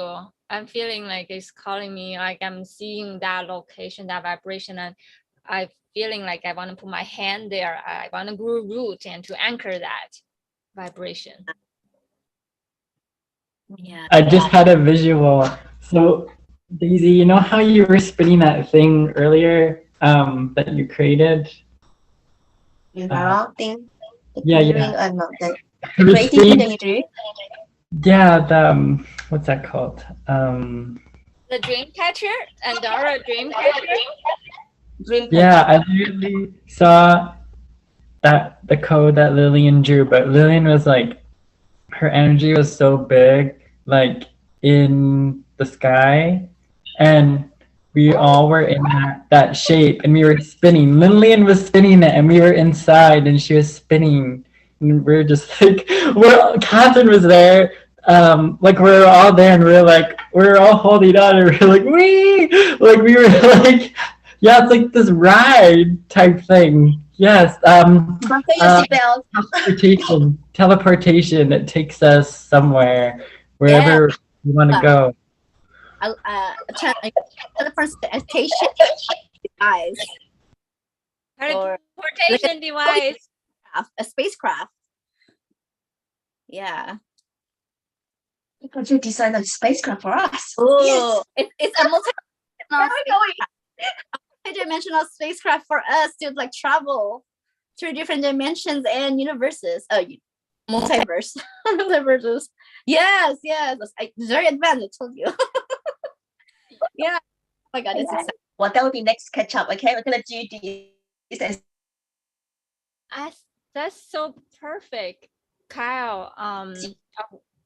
Sorry, Lillian. So yeah. Oh, am I the one that's frozen? Yeah, you're frozen for a second. Yeah. I see you are frozen. Okay. Okay, good. Yeah, you were talking about cow something, and then your thing is spinning, but you're not moving. Oh. Yeah, one of my crystal friend, when he come over, he touched this crystal, he said spaceship. So when Kyle said that, I was like, wow, yeah, it must be that. Whatever it is, right? Spaceship, the technology. It travels at like the speed of light, like yeah. My God, I have to find the picture for it. Like that's how I'm seeing it. Like it's definitely a spacecraft, a spheric spacecraft, like something from like a Star Wars movie, you know. And it's very, very fast, and it can take you anywhere in light speed. Yeah. And it's like it put in our heart, and so it's like, wow, our heart can travel anywhere. Our heart is a portal, and we have this device, we have this another teleportation device within us that will assist us to like even travel even further where we haven't like even been before. Do you think that this is the hard disk? That's the code of the rainbow body, Catherine. Yeah, a while ago I got the download. It's like kind of like a between the solar plexus and the high heart. That's the Ark of the Covenant, and then that's the light body, the rainbow body you can open up, and then there's the how we reach to Shambhala. It is from here, and then yeah, I just worked on the rainbow light body today in my live. Yeah, today we're doing the Goddess of Alchemy, and it's all working with the rainbow. Yeah. What is the art of covenant? Covenant? Yeah. Not governance, it's covenant. Yes. Ark of the Covenant. Because yes. I know that when I journey and Jenny was talking about art of covenant, and I thought it's governance, and I Googled it, nothing coming out. And I saw Catherine tag me a Facebook post. It's the art of covenants. Okay. And yeah. What is that? The Ark of the Covenant is, according to the legend, is some kind of secret cascade. And I think it's throughout different religious like I think in the Bible it probably mentioned it. There are 3 treasures inside the Ark of the Covenant. There's the miracle of mana, and so basically my understanding, the miracle of mana is what the miracle of the mind, which is here, which we embody the Mercury energy, and in our mental field we can transfer it, just like the same way how Jesus bring one piece of bread into 1,000, how we can turn one cell into an organic body and into 1,000, or like manifest like 1,000-fold with just light and water. We can manifest miracle. And then the second one is Moses, the staff. Moses has a staff, which I understand it is our own like a cord, our light cord within our body, like how we through our voice cord, when we vibrate, we are that tuning fork, and then we can vibrate miracle, and from different part of our body as a vehicle, as a light chariot earlier we talked about, and then we can bring the gift from different portal within our own body. And then the third one is the essential oil. I forgot what they call it, but that's what Mary Magdalene used to anoint Jesus' body, for him to ride. Is it that myrrh? The rainbow body? No, it's spikenard that she used. Spikenard. Okay. But it's the certain technology how we can transcend our body, our density into the rainbow body. So that's the Ark of the Covenant. But the location on Earth is actually in Giza Pyramid. And today we are anchoring the Giza Pyramid code, and that will come through more forward, more pronounced. And also in last time when we did the Egyptian Giza Pyramid, we also did Osiris transmission. Actually, I think was Maggie, when she was doing the code, I saw Osiris giving us a code. Actually, that code itself, it is a sun disk, which is what we're doing today too. And the disk and the chariot, the wheel, and the spinning, and that inner light bursting out from the divine child. And I was getting download all night long of that code. And I think I share with you, Vivian, and it looked like it's called swallow. Swallow is a Celtic rune. Let me share that code. with you That's guys? funny you mentioned the sun disk, because I was doing like, I feel like the sun disk is a teleportation. Um, um, and I'm doing this Hathor initiation where like I activate the golden wings, but really it's a golden wing like sun disk with the golden wings, and you know it flies and it's fast, and I feel like it is like this. Oh yeah, you're right. It has wings, and also one of Kyle's code in our pre-event, and then he drew. Actually, I saw that too. There's a sun, and then there's also the wings. That's what I saw, and he drew that with the dove and the sun. It makes a Yeah, lot of sense because it's. I think about the Isis, right? Like yeah, Isis has a wings and has a disc. So yeah, yeah, and to me, I also feel very strongly that the card, the chariot card, there is the wings and the sound discs too, which is the wings is kind of like our angel wings. So when we are um kind of like yeah, riding upon the polarity, allow the polarity uh like be that driving force, and we yeah, rise. Yeah, we rise like the sun. Yeah. yeah.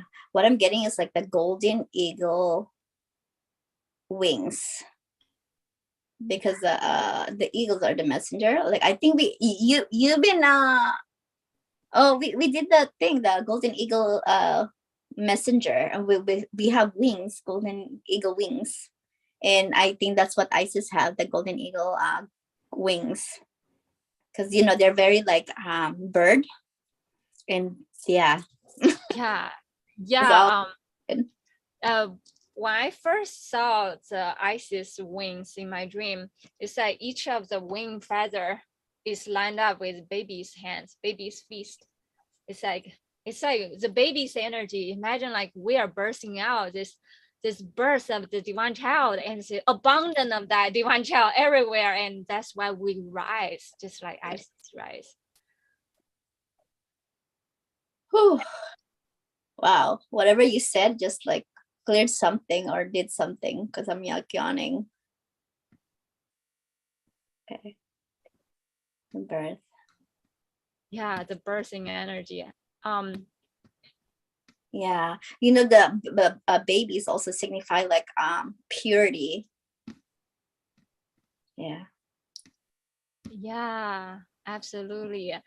Yeah, I can share one of my writing as a closing. It's kind of related to the baby's birth. Is it okay? It's like a birth of the divine child that within each one of us. Yeah, and by the way, this month, the whole month, the number is number 7, which is like that the disc of that chariot. We are driving our divine chariot. We are the charioteer, and we anchor and ground and driving forward full speed ahead with so much courage and strength. Yeah, let me share this. I dropped down from the galactic stardust origin, diving deep into the earth realm. I feel everything. Everything feels through me. I become everyone, everything, and everyone merging into oneness with me. I sense, smell every colorful experience, incessantly palpate, taste, and dance into oneness with all sparkling spirits all around me. That is the origin of my birth and why I am here, reincarnated here in this lifetime. The loving sensation of tingling warmth arising and pouring down from head to toe like catalytic waterfall. I become this big-faced human baby on earth. The whole universe of joy, wonder, and love all gathered and merging into a small centrifugal point within my heart, forever propelling infinite flowers of smile, mystery, and love. I am am loved, loving and beloved. I am one with infinite Om. Sometimes I am a bird, a phoenix, a dragon. Sometimes I just want to be a purring cat, a pink pig, bathing under the warm orange sun gold, a small piece of smiling daisy flower, or a droplet of spinning prismatic morning dew.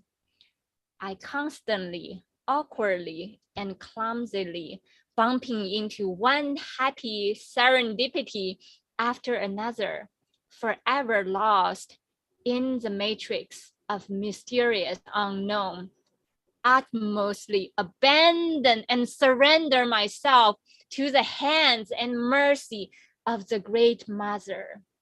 Let her love, divine plan, devouring me thoroughly and perpetually fermenting and pickling my soul in the endless galactic dance of sweet romance, harmony, magic, and love.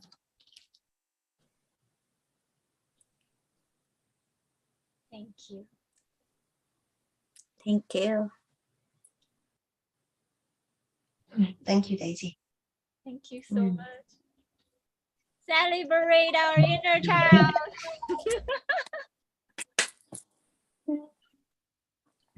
So if we don't have anything more to share, then Carl can close the space.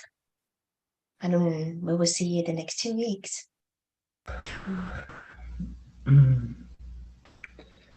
So we thank our hearts for connecting as one heart.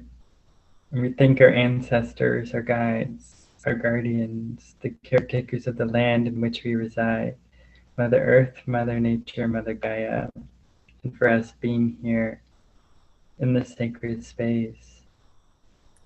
Let's always just remember the love that we are, the love that we're here to be, just connecting our hearts to one another, just carrying love forward into everything that we do.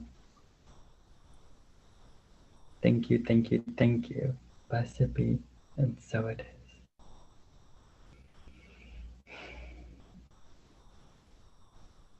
Just closing sacred space.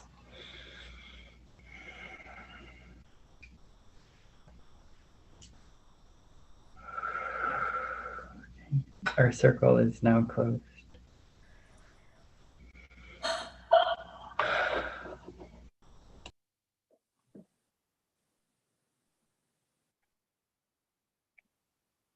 Thank you all so much.